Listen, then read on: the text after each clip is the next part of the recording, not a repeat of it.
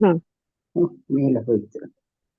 ಶ್ರೀರಾಧಿಕಾಯ ಹೃದಯಸ್ಯ ಚೋರಂ ನವಾಂಬುಧಶ್ಯಾಮಲ ಕಾಂತಿಚೋರಂ ಪದಾಶ್ರಿತಾನಾಂ ಚ ಸಮಸ್ತ ಚೋರಂ ಚೋರಾಗ್ರಗಣ್ಯಂ ಪುರುಷಂ ನಮಾಮಿ.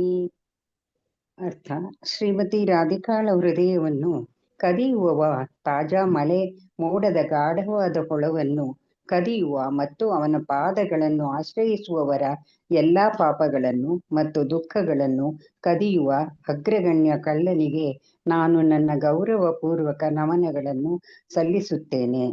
ಹರೇ ಕೃಷ್ಣ. ಹರೇ ಕೃಷ್ಣ. ಹರೇ ಕೃಷ್ಣ. ಓದ್ತೀರಾ ಯಾರಾದ್ರು? ಕಿಂಚನೀಕೃತ್ಯ ಪಾದಾಶ್ರಿತಂ ಯ ಕರೋತಿ ಭಿಕ್ಷುಂ ಪತಿಗೇಹಹೀನಂ ಕೇನಾಪ್ಯಹೋ ಭೀಷಣ ಚೌರಯೀತೃಗ್ ದುಷ್ಟಶ್ರುತೋ ವಾನ ಜಗತ್ರಯೇಪಿ. ಅವನು ತನ್ನ ಶರಣಾದ ಭಕ್ತರನ್ನು ಬಡವರನ್ನಾಗಿ ಮತ್ತು ಅಲೆದಾಡುವ ನಿರಾಶ್ರಿತ ಭಿಕ್ಷುಕನನ್ನಾಗಿ ಮಾಡುತ್ತಾನೆ. ಅಯ್ಯೋ, ಅಂತಹ ಭಯಂಕರ ಕಳ್ಳನನ್ನು 3 ಲೋಕಗಳಲ್ಲಿಯೂ ನೋಡಿಲ್ಲ ಮತ್ತು ಕೇಳಿಲ್ಲ. ಹರೇ ಕೃಷ್ಣ. ಹರೇ ಕೃಷ್ಣ ಮಾತಾಜಿ.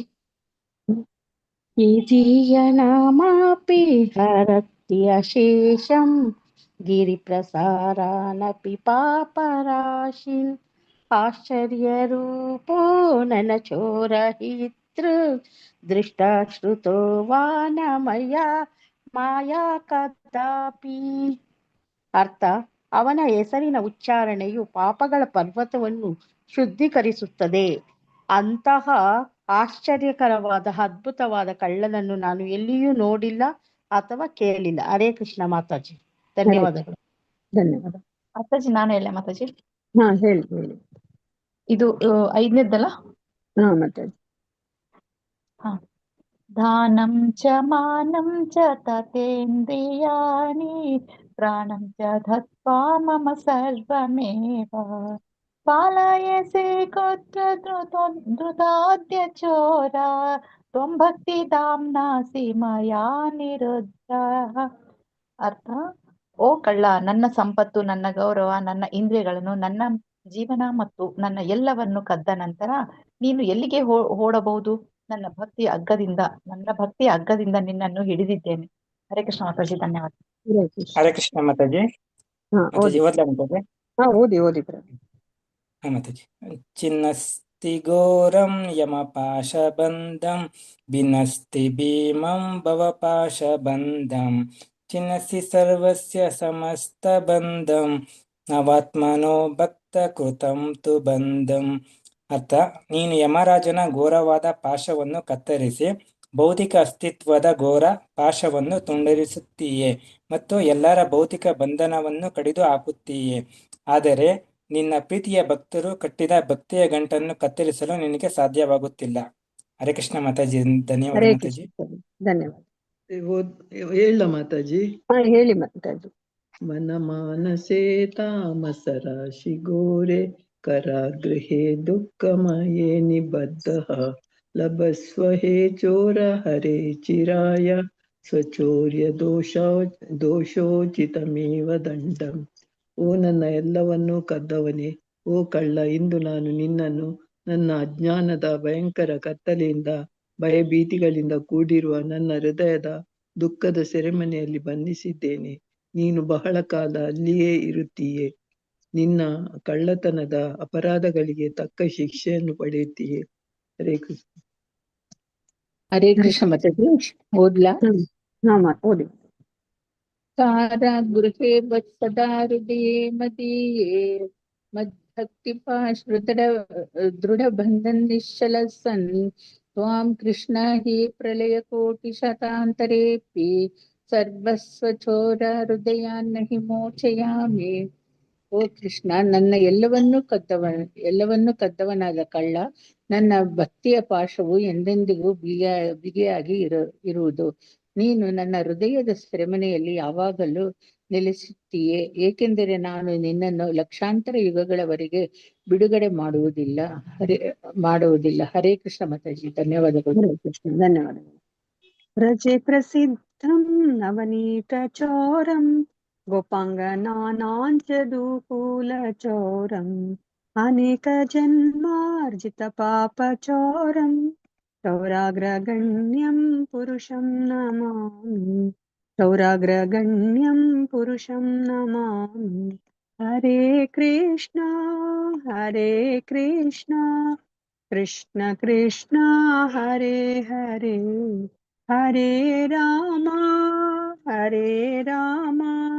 राम राम हरे हरे। ಈ ಚೌರಾಷ್ಟಕಂ ಕಿ ಜೈ. ಹರೇ ಕೃಷ್ಣ.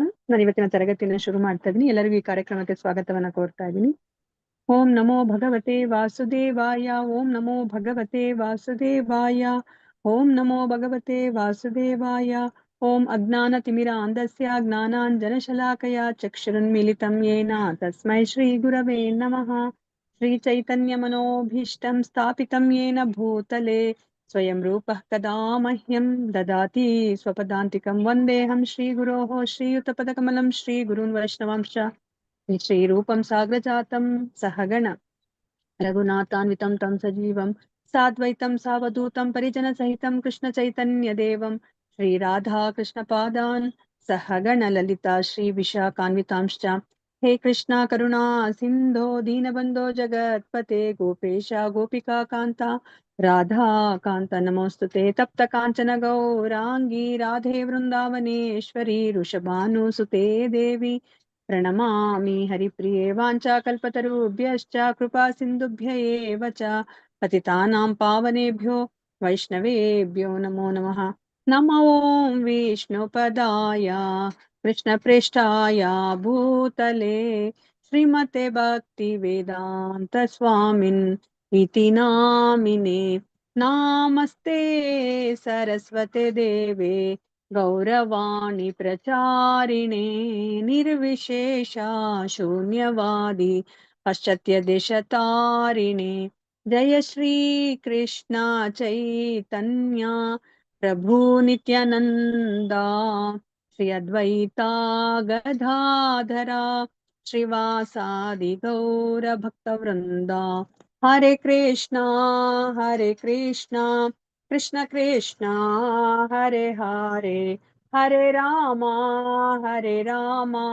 राम राम हरे हरे हरे कृष्णा कृष्ण कृष्ण हरे हरे हरे राम राम राम हरे हरे हरे कृष्णा कृष्ण कृष्ण हरे हरे हरे राम राम राम हरे हरे। नारायणं नमस्कृत्य नरं चैव नरोत्तमं देवीं सरस्वतीं व्यासं ततो जयम् उदीरयेत्। नष्टप्रायेषु अभद्रेषु नित्यं भागवत सेवया भगवती उत्तमश्लोके भक्तिर्भवति नैष्टिकी।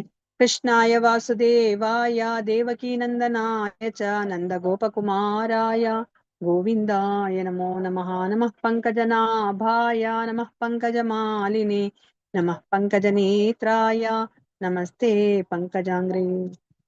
ಹರೇ ಕೃಷ್ಣ. ಇಸ್ಕಾನ್ ಶ್ರೀ ಶ್ರೀ ರಾಧಾಗೋವಿಂದ ದೇವಸ್ಥಾನದಿಂದ ಆಯೋಜಿಸಿರುವ ಭಾನುವಾರದ ಭಕ್ತಿ ಸದಾಚಾರ ಕಾರ್ಯಕ್ರಮಕ್ಕೆ ಎಲ್ಲರಿಗೂ ಸ್ವಾಗತವನ್ನು ನಾನು ಕೋರ್ತಾ ಇದ್ದೀನಿ. ಹರೇ ಕೃಷ್ಣ. ನಾವಿವಾಗ ಬ್ರಹ್ಮಸ್ತುತಿನ ನಾವು ತಿಳ್ಕೊತಾ ಇದ್ದೀವಿ. ಇದು ಶ್ರೀಮದ್ ಭಾಗವತದ 10ನೇ ಸ್ಕಂದ 14ನೇ ಅಧ್ಯಾಯದಲ್ಲಿ ಬರುವಂತಹ ಶ್ಲೋಕಗಳು. ಸೊ ಇವಾಗ ನಮಗೆ ಗೊತ್ತಿರೋ ಹಾಗೇನೆ ಬ್ರಹ್ಮ ವಿಮೋಹನ ಲೀಲ ನಡೆದಾದ್ಮೇಲೆ ಬ್ರಹ್ಮನಿಗೆ ಅವ್ರ ಮೇಲೆ ತುಂಬಾನೇ ಅವ್ರಿಗೆ ನಾಚಿಕೆ ಆಗುತ್ತೆ. ಎಂತ ಕೆಲಸ ನಾನು ಮಾಡಿದೆ, ನಾನು ದೇವೋತ್ತಮ ಪರಮ ಪುರುಷನೇ ನಾನು ಪರೀಕ್ಷಿಸ್ಲಿಕ್ಕೆ ಹೊರಟೆ ಅಲ್ವಾ ಅಂತ ಹೇಳ್ಬಿಟ್ಟು ಅವ್ರಿವಾಗ ಕೃಷ್ಣನ ಹತ್ರ ಅವರು ಕ್ಷಮಾಪಣೆಯನ್ನ ಕೇಳ್ತಾ ಇದ್ದಾರೆ. ಅವರನ್ನ ಕುರಿತು ಇಲ್ಲಿ ಸ್ತುತಿಯನ್ನ ಮಾಡ್ತಾ ಇದ್ದಾರೆ. ಸೊ ನಾವ್ ಇಲ್ಲಿ ತನಕ ನಾವು 6 ಶ್ಲೋಕಗಳನ್ನ ನಾವು ತಿಳ್ಕೊಂಡಿದೀವಿ. ಈಗ 7ನೇ ಶ್ಲೋಕವನ್ನ ನಾವು ತಿಳ್ಕೊತಾ ಇದ್ದೀವಿ. ಮತ್ತೆ ನಮ್ಗೆ ಗೊತ್ತಿರೋ ಹಾಗೇನೆ ಪುರುಷೋತ್ತಮ ಮಾಸ ಇವತ್ತು ಲಾಸ್ಟ್, ಅಂದ್ರೆ ನಾಳೆ ಅಮಾವಾಸ್ಯೆ ಇದೆ ಅಲ್ಲ, ಸೊ ನಾಳೆಗೆ ಎಂಡ್ ಆಗತ್ತೆ.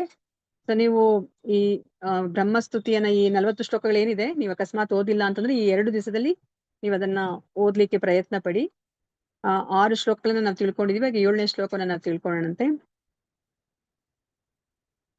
ಗುಣಾತ್ಮನಸ್ತೆಪಿ ಗುಣಾನ್ ವಿಮಾತುಂ ಹಿತಾವತೀರ್ಣಸ್ಯ ಕ ಈಶರೇಸ್ अस्य कालेन यैर्वा मिमिताः सुकल्पैर्भूपांशवः केमिहिकाद्युबासः गुणात्मनस्तेऽपि गुणान् विमातुं हितावतीर्णस्य क ईशिरेस्य कालेन यैर्वा मिमिताः सुकल्पैर्भूपांशवः केमिहिकाद्युबासः गुणात्मनस्तेऽपि गुणान् विमातुं हितावतीर्णस्य क ईशिरे अस्य कालेन यैर्वा मिमिताः सुकल्पैर्भूपांशवः केमिहिकाद्युबासः.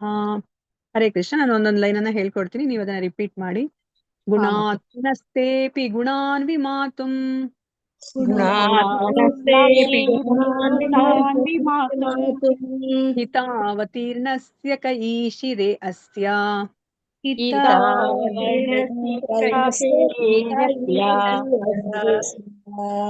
ಕಾಲೇನ ಯೈರ್ವಾ ಮಿಮಿತಾಃ ಸುಕಲ್ಪೈರ್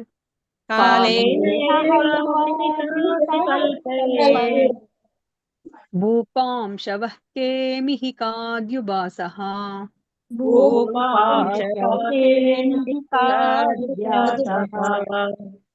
ಗುಣಾತ್ಮನಸ್ತೆಪಿ ಗುಣಾನ್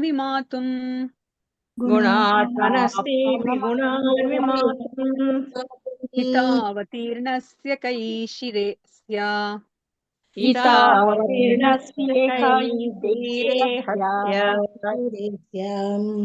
ಕಾಲೇನ ಯೈರ್ವಾ ವಿಮಿತಾಃ ಸುಕಲ್ಪೈರ್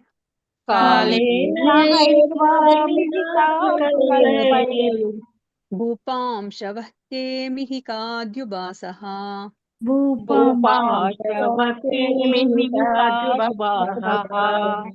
ಗುಣಾತ್ಮನಸ್ತೆಪಿ ಗುಣಾನ್ ವಿಮಾತುಂ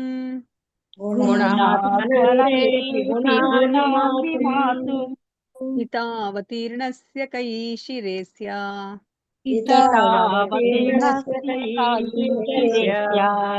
ಕಾಲೇನ ಯೈರ್ವಾ ವಿಮಿತಾಃ ಸುಕಲ್ಪೈರ್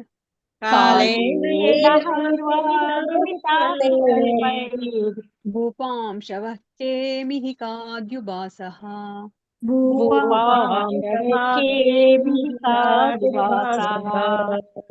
ಹರೇ ಕೃಷ್ಣ. ಯಾರಾದ್ರೂ ಡಿವೋಟಿ ಒಬ್ರು ಓದಿ ಶ್ಲೋಕ 7. ಹರೇ ಕೃಷ್ಣ ಮಾತಾಜಿ.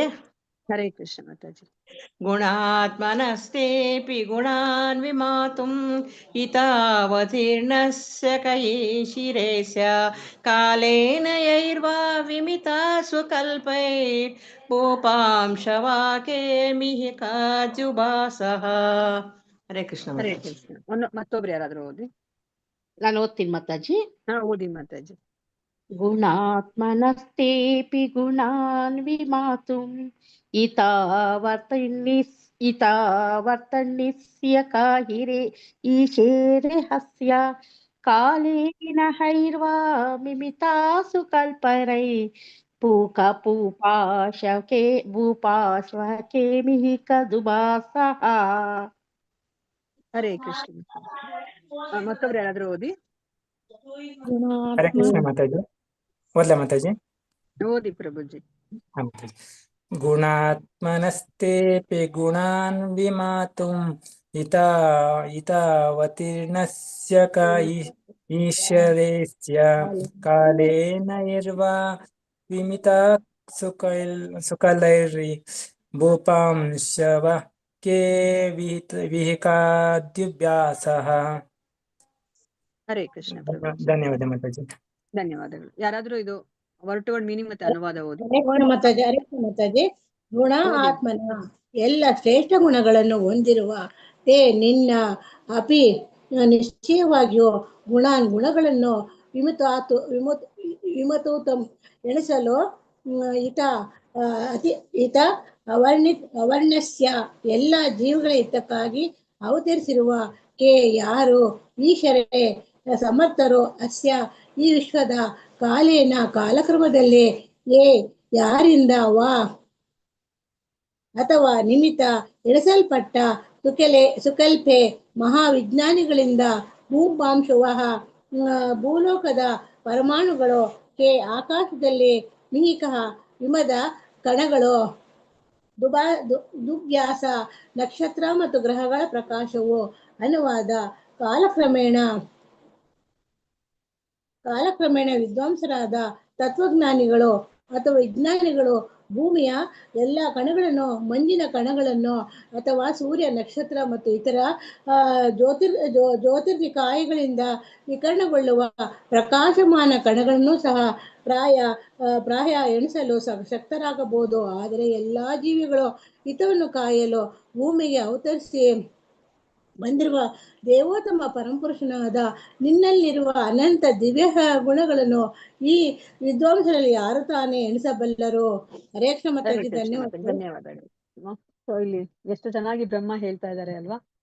ಸೊ ಇವಾಗ ಒಂದು ಮರದಲ್ಲಿ ಎಷ್ಟು ಎಲೆಗಳಿದೆ ಅಂತ ನಮ್ಗೆ ಎಣಿಸ್ಲಿಕ್ಕೆ ಆಗತ್ತಾ? ಇಲ್ಲ ಆಗಲ್ಲ ಮಾತಾಜಿ. ಮಾತಾಜಿ, ಆಗಲ್ಲ. ನಮ್ ತಲೆಯಲ್ಲಿ ಎಷ್ಟು ಕೂದಲಿದೆ ಅಂತ ಎಣಿಸ್ಲಿಕ್ಕೆ ಆಗತ್ತಾ? ಆಗಲ್ಲ ಇಲ್ಲ ಮಾತಾಜಿ, ಮಾತಾಜಿ. ಆಗೋದಿಲ್ಲ. ಆಕಾಶದಲ್ಲಿ ಎಷ್ಟು ನಕ್ಷತ್ರ ಇದೆ ಅಂತ ಎಣಿಸ್ಲಿಕ್ಕೆ ಆಗತ್ತಾ? ಆಗಲ್ಲ. ಆಗಲ್ಲ ಮಾತಾಜಿ. ಆಗೋದಿಲ್ಲ ಅಲ್ವಾ? ಮತ್ತೆ ಆ ಸೂರ್ಯನ ಬೆಳಕಿನಲ್ಲಿ ಬರುವಂತಹ ಕಿರಣದಲ್ಲಿರುವಂತಹ ಧೂಳಿನ ಅದು ಕಣಗಳನ್ನು ಎಣಿಸಕ್ಕಾಗಲ್ಲ. ಎಣಿಸ್ಲಿಕ್ಕೆ ಆಗತ್ತಾ? ಅದು ಆಗಲ್ಲ. ಇಲ್ಲ ಮಾತಾಜಿ, ಆಗಲ್ಲ ಯಾವುದನ್ನು ಮಾತಾಜಿ. ಎಣಿಸ್ಲಿಕ್ಕೆ ಆಗಲ್ಲ. ಆದ್ರೂ ಬ್ರಹ್ಮ ಹೇಳ್ತಾ ಇದಾರೆ, ಅಕಸ್ಮಾತ್ ಈ ಭೌತಿಕವಾಗಿ ನಾವ್ ಇವಾಗ ಈ ವಿಜ್ಞಾನಿಗಳೆಲ್ಲ ಎಷ್ಟು ಮುಂದುವರಿತಾ ಇದಾರಲ್ಲ, ಒಂದಿನ ಅವರು ಇದನ್ನೆಲ್ಲ ಎಣಿಸ್ಲಿಕ್ಕೆ ಸಾಧ್ಯ ಇರಬಹುದು. ಸೊ ಏನೆಲ್ಲ ಎಣಿಸ್ಲಿಕ್ಕೆ ಸಾಧ್ಯ ಇರಬಹುದು? ಭೂಮಿಯ ಮೇಲೆ ಇರುವಂತಹ ಎಲ್ಲ ಕಣಗಳನ್ನ, ಮಂಜಿನ ಕಣಗಳನ್ನ, ಸೂರ್ಯ, ನಕ್ಷತ್ರ, ಇತರ ಜ್ಯೋತಿರ್ನಿಕಾಯಗಳಿಂದ ವಿಕಿರಣಗೊಳ್ಳುವ ಪ್ರಕಾಶಮಾನ ಕಣಗಳನ್ನು ಸಹ ಅವರು ಎಣಿಸ್ಲಿಕ್ಕೆ ಸಾಧ್ಯ ಆಗ್ಬೇಕು ಅವ್ರಿಗೆ. ಅಕಸ್ಮಾತ್ ಆಗಲ್ಲ. ಅಕಸ್ಮಾತ್ ತುಂಬಾ ಮುಂದುವರಿತೀವಿ ನಾವು ಅಂದಾಗ ಇದೆಲ್ಲ ಎಣಿಸ್ಲಿಕ್ಕೂ ಸಹ ಅವ್ರು ಶಕ್ತರಾಗ್ಬೋದು. ಆದ್ರೆ ಯಾರನ್ನ ಅವರು ಅರ್ಥ ಮಾಡ್ಕೊಳ್ಲಿಕ್ಕಾಗಲ್ಲ, ಯಾರ ಗುಣಗಾನವನ್ನ ಅವರು ಮಾಡ್ಲಿಕ್ಕಾಗೋದಿಲ್ಲ ಪರಿಪೂರ್ಣವಾಗಿ. ದೇವೋತ್ತಮ ಪರಮಪುರುಷನನ್ನ ಅಲ್ವಾ? ಪರಮಪುರುಷನಾದ ಅವನಲ್ಲಿರುವಂತಹ ಗುಣಗಳನ್ನ, ದಿವ್ಯ ಗುಣಗಳು ಅಲ್ವಾ, ಆ ದಿವ್ಯ ಗುಣಗಳನ್ನ ಅವ್ರಿಗೆ ಎಣಿಸ್ಲಿಕ್ಕೆ ಸಾಧ್ಯ ಇಲ್ಲ ಅಂತ ಹೇಳ್ತಿದ್ದಾರೆ. ಸೊ ದೇವೋತ್ತಮ ಪರಮಪುರುಷ ಈ ಭೌತಿಕ ಪ್ರಪಂಚಕ್ಕೆ ಎಲ್ಲ ಜೀವಿಗಳ ಹಿತವನ್ನ ಕಾಯ್ಲಿಕ್ಕೆ ಬರ್ತಾರೆ ಅಲ್ವಾ? ಏನಕ್ಕೋಸ್ಕರ ಭೌತಿಕ ಪ್ರಪಂಚಕ್ಕೆ ಕೃಷ್ಣ ಬರ್ತಾರೆ? 4ನೇ ಅಧ್ಯಾಯದಲ್ಲಿ ನಾವೇನನ್ನ ತಿಳ್ಕೊಂಡಿದೀವಿ? ಹರೇ ಕೃಷ್ಣ. ಪ್ರತಿ ಸತಿ ಜ್ಞಾಪಿಸ್ಕೋಬೇಕು, ನಮಗ್ ಗೊತ್ತಿರೋದನ್ನೇ ಪ್ರತಿ ಸತಿ ಜ್ಞಾಪಿಸ್ಕೋಬೇಕು. ಭಗವಂತಂದು ಎಷ್ಟು ಸತಿ ಸ್ಮರಣೆ ಮಾಡಿದ್ರು ಸಹ ನಮ್ಗೆ ಏನಾಗ್ತಿರುತ್ತೆ? ನಾವ್ ಹೇಳಿದ್ದೇ ಹೇಳ್ತಾ ಇರ್ತೀವಿ ಅಲ್ವಾ? ಸೊ ಇವಾಗ 30 ದಿನಗಳ ಕಾಲ ನಾವ್ ಇವಾಗ ಚೌರಾಷ್ಟಕ ಹೇಳ್ಕೊಂಡ್ವಿ, 15ನೇ ಅಧ್ಯಾಯ ಓದ್ಕೊಂಡ್ವಿ ಅಲ್ವಾ? ಇದೆಲ್ಲ ಮಾಡ್ತಾ ಇದ್ರೆ ಏನಾಗುತ್ತೆ? ನಮ್ಗೆ ಏನಾಗುತ್ತೆ? ಕೃಷ್ಣನಿಗೆ ಏನಾದ್ರೂ ಸಿಗುತ್ತಾ? ಕೃಷ್ಣನಿಗೆ ಸಿಗುತ್ತಾ ಏನಾದ್ರೂ? ಇಲ್ಲ ಮಾತಾಜಿ. ಇಲ್ಲ ಮಾತಾಜಿ. ನಮ್ಗೆ ಏನಾಗುತ್ತೆ? ನಮ್ಗೆ ಭಗವಂತನ ಸ್ಮರಣೆ ಸಿಗುತ್ತೆ. ಮತ್ತೆ ಭಗವಂತನ ಸದಾ ಅದರಿಂದ ಏನಾಗುತ್ತೆ? ಭಗವಂತನ ಸ್ಮರಣೆ ಮಾಡೋದ್ರಿಂದ ಏನಾಗುತ್ತೆ? ನಮ್ಮ ಮನಸ್ಸು ಶುದ್ಧ ಆಗುತ್ತೆ ಮಾತಾಜಿ.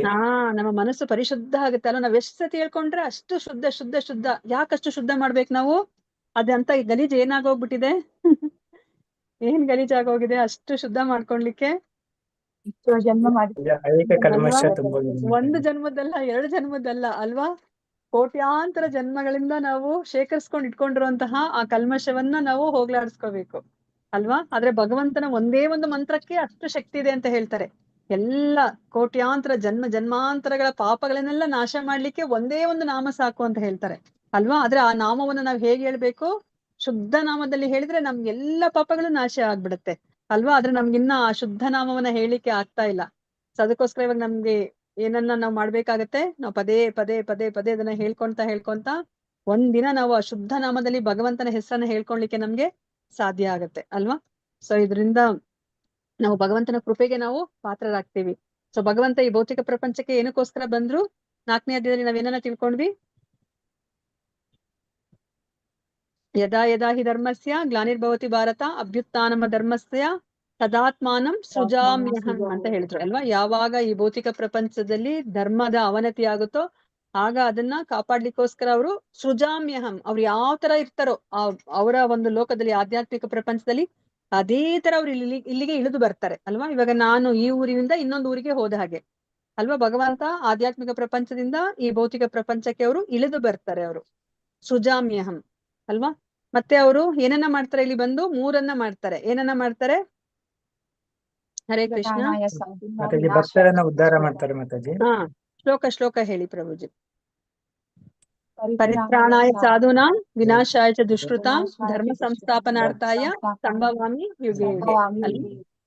ತನ್ನ ಭಕ್ತರನ್ನ ರಕ್ಷಣೆ ಮಾಡ್ಲಿಕ್ಕೆ, ಮತ್ತೆ ದುಷ್ಟರನ್ನ ನಾಶ ಮಾಡ್ಲಿಕ್ಕೆ, ಮತ್ತೆ ಧರ್ಮವನ್ನ ಪುನರ್ ಸ್ಥಾಪನೆ ಮಾಡ್ಲಿಕ್ಕೋಸ್ಕರ ಅವರು ಬರ್ತಾರೆ ಅಲ್ವಾ? ಅದನ್ನೇ ಇಲ್ಲಿ ಹೇಳ್ತಾ ಇದ್ದಾರೆ. ಎಲ್ಲ ಜೀವಿಗಳ ಹಿತವನ್ನ ಕಾಯಲು ಭೂಮಿಗೆ ಅವತರಿಸಿ ಬಂದಿರುವ ದೇವೋತ್ತಮ ಪರಮ ಪುರುಷನಾದ ನಿನ್ನಲ್ಲಿರುವ ಅನಂತ ದಿವ್ಯ ಗುಣಗಳನ್ನು ಈ ವಿದ್ವಾಂಸರಲ್ಲಿ ಯಾರು ತಾನೇ ಎಣಿಸಬಲ್ಲರು ಅಲ್ವಾ? ಇವರೆಲ್ಲ ವಿದ್ವಾಂಸರು ಅಂದ್ರೆ ಅವ್ರಿಗೆ ತುಂಬಾ ಮುಂದೆ ಒಂದ್ ದಿವಸ ಎಲ್ಲ ಒಂದು ಈ ಪ್ರಕಾಶಮಾನವಾದಂತ ಕಾಯಗಳಲ್ಲಿರುವಂತಹ ಎಲ್ಲ ಕಣಗಳನ್ನು ಸಹ ಅವ್ರಿಗೆ ಎಣಿಸ್ಲಿಕ್ಕೆ ಸಾಧ್ಯ ಆಗ್ಬೋದು. ಆದ್ರೆ ನಿನ್ನ ಒಂದು ದಿವ್ಯ ಗುಣಗಳನ್ನ ಅವ್ರಿಗೆ ಎಣಿಸ್ಲಿಕ್ಕೆ ಸಾಧ್ಯ ಇಲ್ಲ.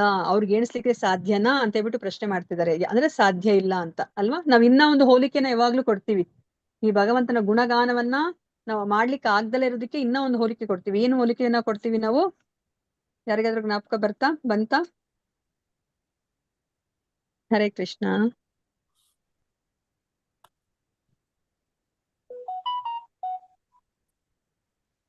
ಅನಂತ ಅಲ್ವಾ?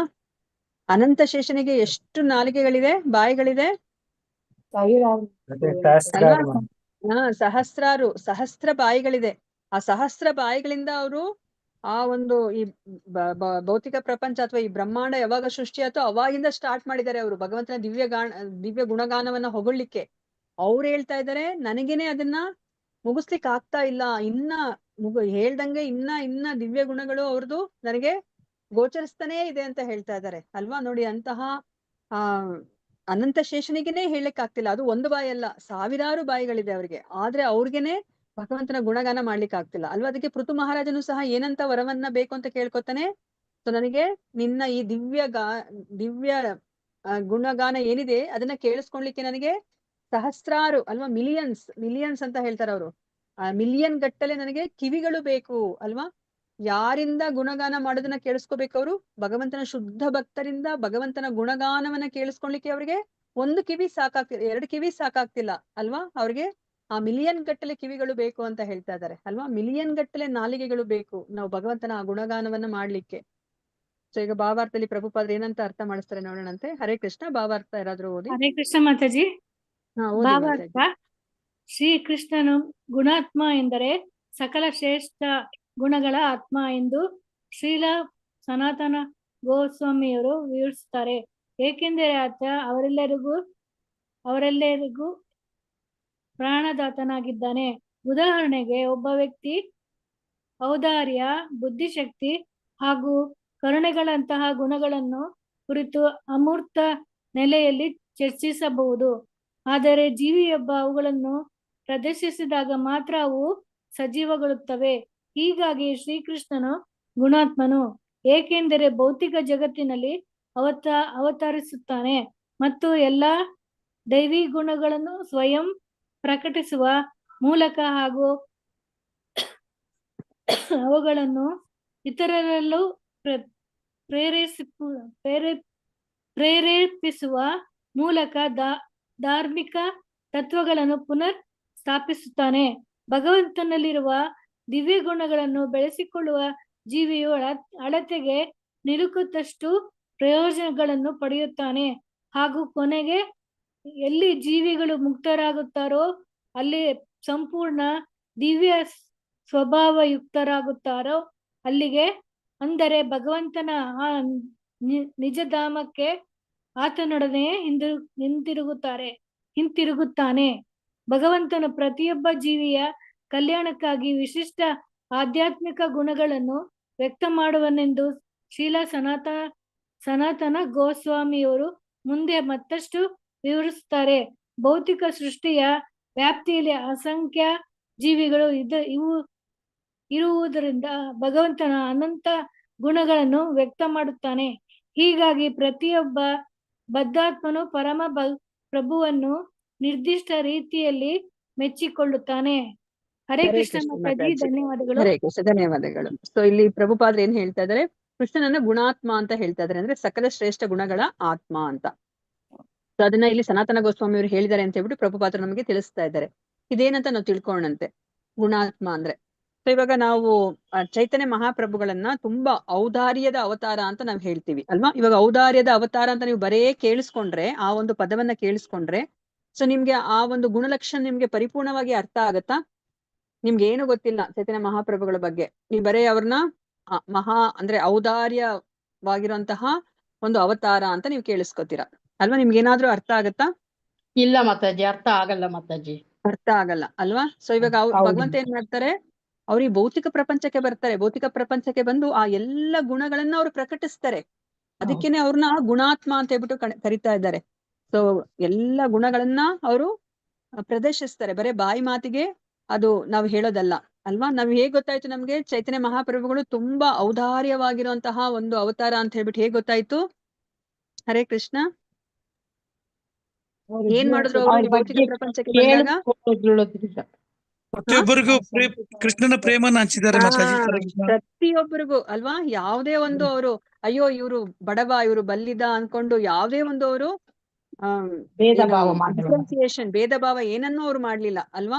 ಸೊ ಇವ್ರು ಒಂದು ಮಗು ಅಥವಾ ವಯಸ್ಸಾಗಿದೆ, ಹೆಣ್ಣು ಗಂಡು ಅಥವಾ ನೀಚ ಜಾತಿಯಲ್ಲಿ ಹುಟ್ಟಿದ್ದಾರೆ ಅಂತ ಹೇಳ್ಬಿಟ್ಟು ಯಾವುದೇ ಒಂದು ಭೇದ ಭಾವ ಮಾಡ್ದಲೆ ಎಲ್ಲರಿಗೂ ಕೃಷ್ಣ ಪ್ರೇಮವನ್ನ ಕೊಡ್ತಾರೆ ಅಲ್ವಾ. ಸೊ ನಮ್ಗೆ ಎಕ್ಸಾಂಪಲ್ ಅಂದ್ರೆ ಜಗಾಯ್ ಮದಾಯ್ ಅಲ್ವಾ. ಜಗಾಯ್ ಮದಾಯ್ ಎಂತವ್ರು ಅವರು ಅಲ್ವಾ. ಸೊ ಎಷ್ಟು ಅವರು ಕುಡುಕರಾಗಿರ್ತಾರೆ, ಮತ್ತೆ ಎಲ್ಲರಿಗೂ ತೊಂದರೆಯನ್ನ ಕೊಡ್ತಾ ಇರ್ತಾರೆ ಅಲ್ವಾ. ಅವರು ಸಮಾಜಕ್ಕೆ ಅವರು ದುಷ್ಟರಾಗಿರ್ತಾರೆ ಅವರು. ಆದ್ರೆ ಅಂತವ್ರಿಗೂ ಸಹ ಅವರು ಕೃಷ್ಣ ಪ್ರೇಮವನ್ನ ಅವರು ಕೊಡ್ತಾರೆ ಅಲ್ವಾ. ಇದರಿಂದ ನಮ್ಗೆ ಗೊತ್ತಾಗುತ್ತೆ ಅವ್ರು ಎಷ್ಟು ಔದಾರ್ಯಶಾಲಿ ಅಂತ ಹೇಳ್ಬಿಟ್ಟು, ಮಹಾವದನ್ಯಾಯ ಅಂತ ಹೇಳ್ಬಿಟ್ಟು ನಮ್ಗೆ ಗೊತ್ತಾಗತ್ತೆ ಅಲ್ವಾ. ಮತ್ತೆ ಶ್ರೀರಾಮಚಂದ್ರನಾಗಿ ಬಂದಾಗ ಅವರು ಮರ್ಯಾದಾ ಪುರುಷೋತ್ತಮ್. ಅವ್ರು ಹೇಗೆ ಆ ಒಂದು ಮರ್ಯಾದೆಯನ್ನ ಒಬ್ಬ ವ್ಯಕ್ತಿ ತನ್ನ ಜೀವನದಲ್ಲಿ ಅಳವಡಿಸ್ಕೋಬೇಕು ಅನ್ನೋದನ್ನ ಅವರು ತೋರಿಸಿಕೊಟ್ರು ಅಲ್ವಾ. ಸೊ ಅದನ್ನೇ ನಮ್ಗೆ ಇಲ್ಲಿ ಹೇಳ್ತಾ ಇದ್ದಾರೆ.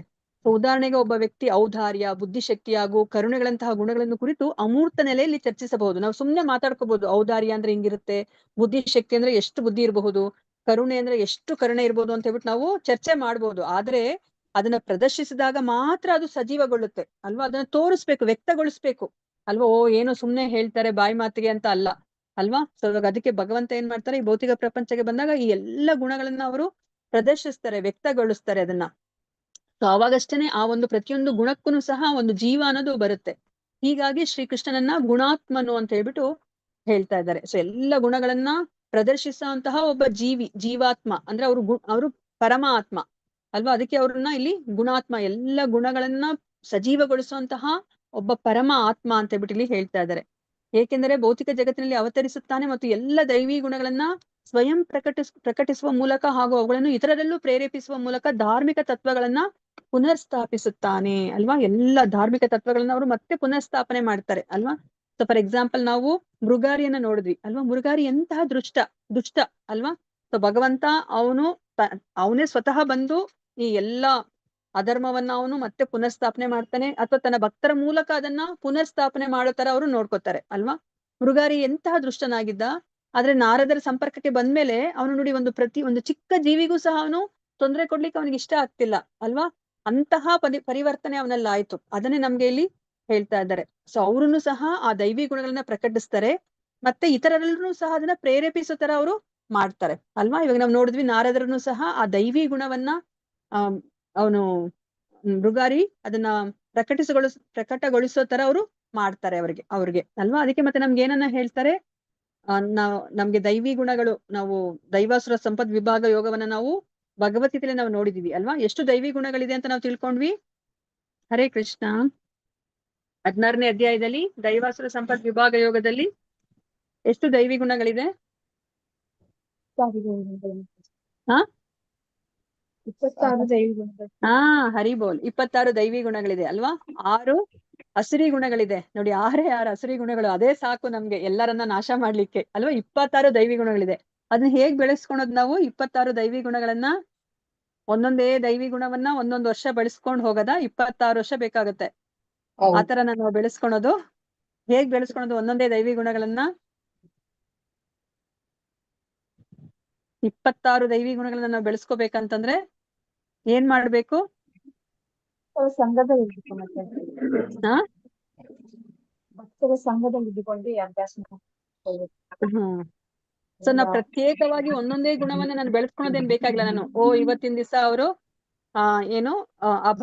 ಅಭಯ ಅನ್ನೋದು ಫಸ್ಟೇ ಗುಣ ಅಲ್ವಾ. ಆ ಅಭಯದು ವರ್ಕ್ಶಾಪ್ ಮಾಡ್ತಾ ಇದಾರೆ, ಅದನ್ನ ಬೆಳೆಸ್ಕೊಳ್ಳೋಣ ಅಂತ ಹೇಳ್ಬಿಟ್ಟು ನಾವು ಆ ವರ್ಕ್ಶಾಪ್ ಹೋಗಿ ಜಾಯಿನ್ ಆಗಿ ಮತ್ತೆ 1 ವರ್ಷ ಪೂರ್ತಿ ಅದನ್ನ ನಾವು ಅಭ್ಯಾಸ ಮಾಡದ? ಆತರ ಇಲ್ಲ ಅಲ್ವಾ. ಅದಕ್ಕೆ ನಮ್ಗೆ ಏನ್ ಹೇಳ್ತಾರೆ, ನೀವು ಭಕ್ತಿ ಮಾಡಿ ಸಾಕು. ಈ ದೈವಿ ಗುಣಗಳು ಬೇಡ ಬೇಡ ಬೇಡ ಅಂದ್ರೂ ಸಹ ತಾನಾಗೆ ಬಂದ್ಬಿಡುತ್ತೆ. ಇವಾಗ ನಾವು ಮೃಗಾರಿಯನ್ನ ನೋಡಿದ್ವಿ, ಅವ್ನು ಯಾವ್ದಾದ್ರು ಒಂದು ವರ್ಕ್ಶಾಪ್ ಹೋದ್ನಾ? ಇಲ್ಲ ಮಾತಾಜಿ, ಯಾವ ವರ್ಕ್ಶಾಪ್ಗೂ ಹೋಗ್ಲಿಲ್ಲ ಅವನು ಅಲ್ವಾ. ನಾರದ್ರು ಏನ್ ಹೇಳಿದ್ರು, ನೀನ್ ಹರೇ ಕೃಷ್ಣ ಮಹಾಮಂತ್ರವನ್ನ ಆ ಊರಿನ ಪಠನೆ ಮಾಡ್ಬೇಕು. ಹೊರಗಡೆ, ಆ ಒಂದು ಹಳ್ಳಿಯ ಹೊರಗಡೆ ಒಂದು ಗುಡಿಸ್ಲು ಹಾಕೊಂಡ್ಬಿಟ್ಟು ನೀನು ತುಳಸಿ ಗಿಡದ ಮುಂದೆ ನೀನು ಹರಿನಾಮವನ್ನ ಹೇಳ್ಕೊಂತ ಅಷ್ಟೇ ಹೇಳಿದ್ರು. ಹರಿನಾಮವನ್ನ ಹೇಳ್ತಾ ಹೇಳ್ತಾ ಏನಾಯ್ತು, ಎಲ್ಲಾ ದೈವಿ ಗುಣಗಳು ಅವನಲ್ಲಿ ಬಂದ್ಬಿಡ್ತು ಅಲ್ವಾ. ಸೊ ಅವೆಲ್ಲನೂ ಸಹ ತಾನಾಗ್ತಾನೆ ಬರುತ್ತೆ. ನಾವು ಪ್ರತ್ಯೇಕವಾಗಿ ನಾವು ಕಷ್ಟ ಪಡೋದ್ ಬೇಕಾಗಿಲ್ಲ. ಇವಾಗ ಹೇಗೆ ನಮ್ಗೆ ಭಗವಂತನ ಭಕ್ತಿ ಮಾಡಿದ್ರೆ ನಮ್ಗೆ ಮುಕ್ತಿ ಅನ್ನೋದು ಸಿಕ್ಕೇ ಬಿಡುತ್ತೆ ಅಲ್ವಾ. ಅದಕ್ಕೋಸ್ಕರ ನಾವು ಪ್ರತ್ಯೇಕವಾಗಿ ನಾವು ಏನೋ ಒಂದು ಪ್ರಯತ್ನವನ್ನ ಮಾಡೋದ್ ಬೇಕಾಗಿಲ್ಲ. ನಮ್ಮ ದೇಹದಿಂದ ಆತ್ಮ ಅದು ಮುಕ್ತವಾಗ್ಬಿಡುತ್ತೆ. ಮತ್ತೊಂದು ದೇಹವನ್ನ ಪಡೆಯೋದ್ ಬೇಕಾಗಿಲ್ಲ ಅಲ್ವಾ. ಭಕ್ತಿಯನ್ನ ಮಾಡಿದ್ರೆ ಅದೆಲ್ಲವೂ ಸಹ ತಾನಾಗ್ತಾನೆ ಆಗುತ್ತೆ. ಹಾಗೇನೆ ಎಲ್ಲ ದೈವಿ ಗುಣಗಳು ತಾನಾಗ್ತಾನೆ ಬಂದ್ಬಿಡುತ್ತೆ ಅಂತ ಹೇಳ್ಬಿಟ್ಟು ಇಲ್ಲಿ ಹೇಳ್ತಾ ಇದ್ದಾರೆ. ಸೊ ಭಗವಂತನಲ್ಲಿರುವ ದಿವ್ಯ ಗುಣಗಳನ್ನು ಬೆಳೆಸಿಕೊಳ್ಳುವ ಜೀವಿಯು ಅಳತೆಗೆ ನಿಲುಕದಷ್ಟು ಪ್ರಯೋಜನಗಳನ್ನು ಪಡೆಯುತ್ತಾನೆ. ಹಾಗೂ ಕೊನೆಗೆ ಎಲ್ಲಿ ಜೀವಿಗಳು ಮುಕ್ತರಾಗಿರುತ್ತಾರೆಯೋ, ಎಲ್ಲಿ ಸಂಪೂರ್ಣ ದಿವ್ಯ ಸ್ವಭಾವ ಯುಕ್ತರಾಗಿರುತ್ತಾರೆಯೋ ಅಲ್ಲಿಗೆ, ಅಂದ್ರೆ ಭಗವಂತನ ಆ ನಿಜಧಾಮಕ್ಕೆ ಆತನೊಡನೆ ಹಿಂತಿರುಗುತ್ತಾರೆ ಅಲ್ವಾ. ಸೊ ಇವಾಗ ನಾವು ಬೆಂಕಿ ಏನು ನಮಗ್ ಮಾಡಬಾರ್ದು ಅಂದ್ರೆ, ಅದು ನಾವು ಯಾವ ಒಂದು ಗುಣಲಕ್ಷಣವನ್ನ ನಾವು ಪಡ್ಕೊಂಡ್ರೆ ಸಾಧ್ಯ ಆಗತ್ತೆ. ಬೆಂಕಿ ಏನು ಮಾಡಬಾರ್ದು ನಮ್ಗೆ. ಯಾವಾಗ ಸಾಧ್ಯ ಆಗತ್ತೆ ಅದು?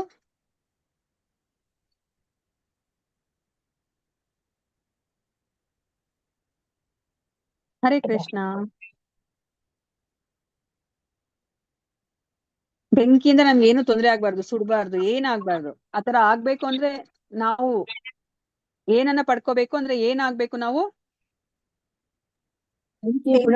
ಬೆಂಕಿಯಿಂದ ದೂರ ಇರ್ಬೇಕು.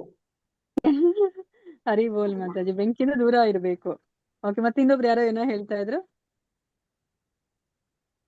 ಹರೇ ಕೃಷ್ಣ. ಗುಣಗಳನ್ನ ಪಡ್ಕೊಳ್ಬೇಕು ಮಾತಾಜಿ.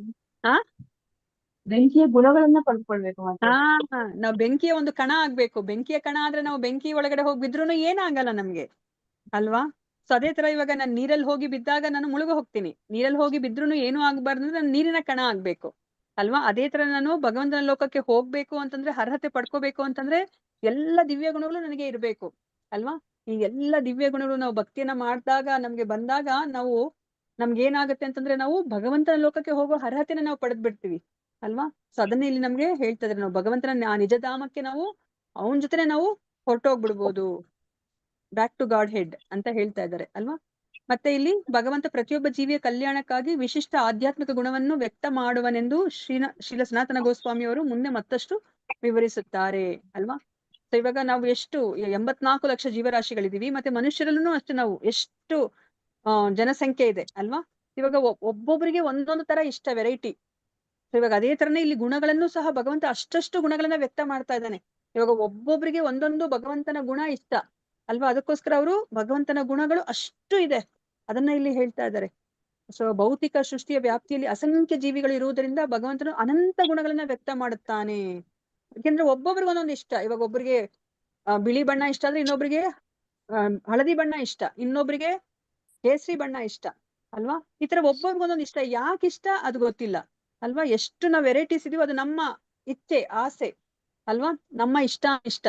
ಸೊ ಅದೇ ತರನೇ ಇಲ್ಲಿ ಭೌತಿಕ ಸೃಷ್ಟಿಯಲ್ಲಿ ಎಷ್ಟು ಅಸಂಖ್ಯ ಜೀವಿ ಇರೋದ್ರಿಂದ ಭಗವಂತ ಏನ್ ಮಾಡ್ತಾ ಇದಾರೆ, ಅನಂತ ಗುಣಗಳನ್ನ ವ್ಯಕ್ತ ಮಾಡ್ತಾ ಇದ್ದಾನೆ. ಅಂದ್ರೆ ಭಗವಂತನ ಏನು ಉದ್ದೇಶ, ಕೇನ ಪ್ರಕಾರೇಣ ಮನ ಕೃಷ್ಣ ನಿವೇಶಯತ್, ಎಲ್ಲರನ್ನೂ ಕೃಷ್ಣ ಪ್ರಜ್ಞೆಗೆ ಕರ್ಕೊಂಡ್ ಬರ್ಬೇಕು ಹೇಗಾದ್ರೂ ಮಾಡಿ. ಅದಕ್ಕೆ ನೋಡಿ ಅವನಿಗೆ ಎಷ್ಟೊಂದು ಗುಣಗಳನ್ನ ಅವನು ವ್ಯಕ್ತಪಡಿಸ್ತಾನೆ. ಯಾವ್ದಾದ್ರು ಒಂದು ಗುಣವನ್ನ, ನಂದು ಗುಣವನ್ನ ಮೆಚ್ಚಿದ್ರೆ ಸಾಕು ಅಲ್ವಾ. ನಾವು ಭಗವಂತನನ್ನ ನಾವು ಮೆಚ್ಕೊಂಡ್ರೆ ಏನಾಗುತ್ತೆ, ಜನ್ಮ ಕರ್ಮ ಚ ಮೇ ದಿವ್ಯಂ ಏವಂ ಯೋ ವೇತಿ ತತ್ವತಃ ತ್ಯಕ್ತ್ವಾ ದೇಹಂ ಪುನರ್ಜನ್ಮ ನೈತಿ ಮಾಮೇತಿ ಸೋರ್ಜುನ ಅಲ್ವಾ. ನಾವು ಭಗವಂತನ ಆ ಗುಣವನ್ನ ನಾವು ಮೆಚ್ಕೊಂಡ್ರೆ, ನಾವು ಅವ್ರದ್ದು ದಿವ್ಯ ಗುಣ ಅದನ್ನ ನಾವು ಅಷ್ಟು ಮಾಡ್ಕೊಂಡ್ರೆ ಆಯ್ತು, ಅದನ್ನ ಅರ್ಥ ಮಾಡ್ಕೊಂಡ್ರೆ ಸಾಕು. ನಾವು ಭಗವಂತನ ಗುಣ, ದಿವ್ಯ ಗುಣ, ಮತ್ತೆ ಅವನ ಜನ್ಮನೂ ಸಹ ದಿವ್ಯವಾದದ್ದು ಅಂತ ಇಷ್ಟನ್ನ, ಅವನ ಜನ್ಮ ಮತ್ತೆ ಕರ್ಮವನ್ನ ನಾವು ಅರ್ಥ ಮಾಡ್ಕೊಂಡ್ಬಿಟ್ರೆ ಸಾಕು, ನಮ್ಗೆ ಮತ್ತೆ ಪುನರ್ಜನ್ಮ ಅನ್ನೋದು ಇಲ್ಲ ಅಲ್ವಾ. ಅದಕ್ಕೆ ನೋಡಿ ಭಗವಂತ ಎಷ್ಟು ಕರುಣಾಮಯಿ, ಅದಕ್ಕೆ ಅವನು ಅನಂತ ಗುಣಗಳನ್ನ ಅವನು ವ್ಯಕ್ತಪಡಿಸ್ತಾ ಇದ್ದಾನೆ.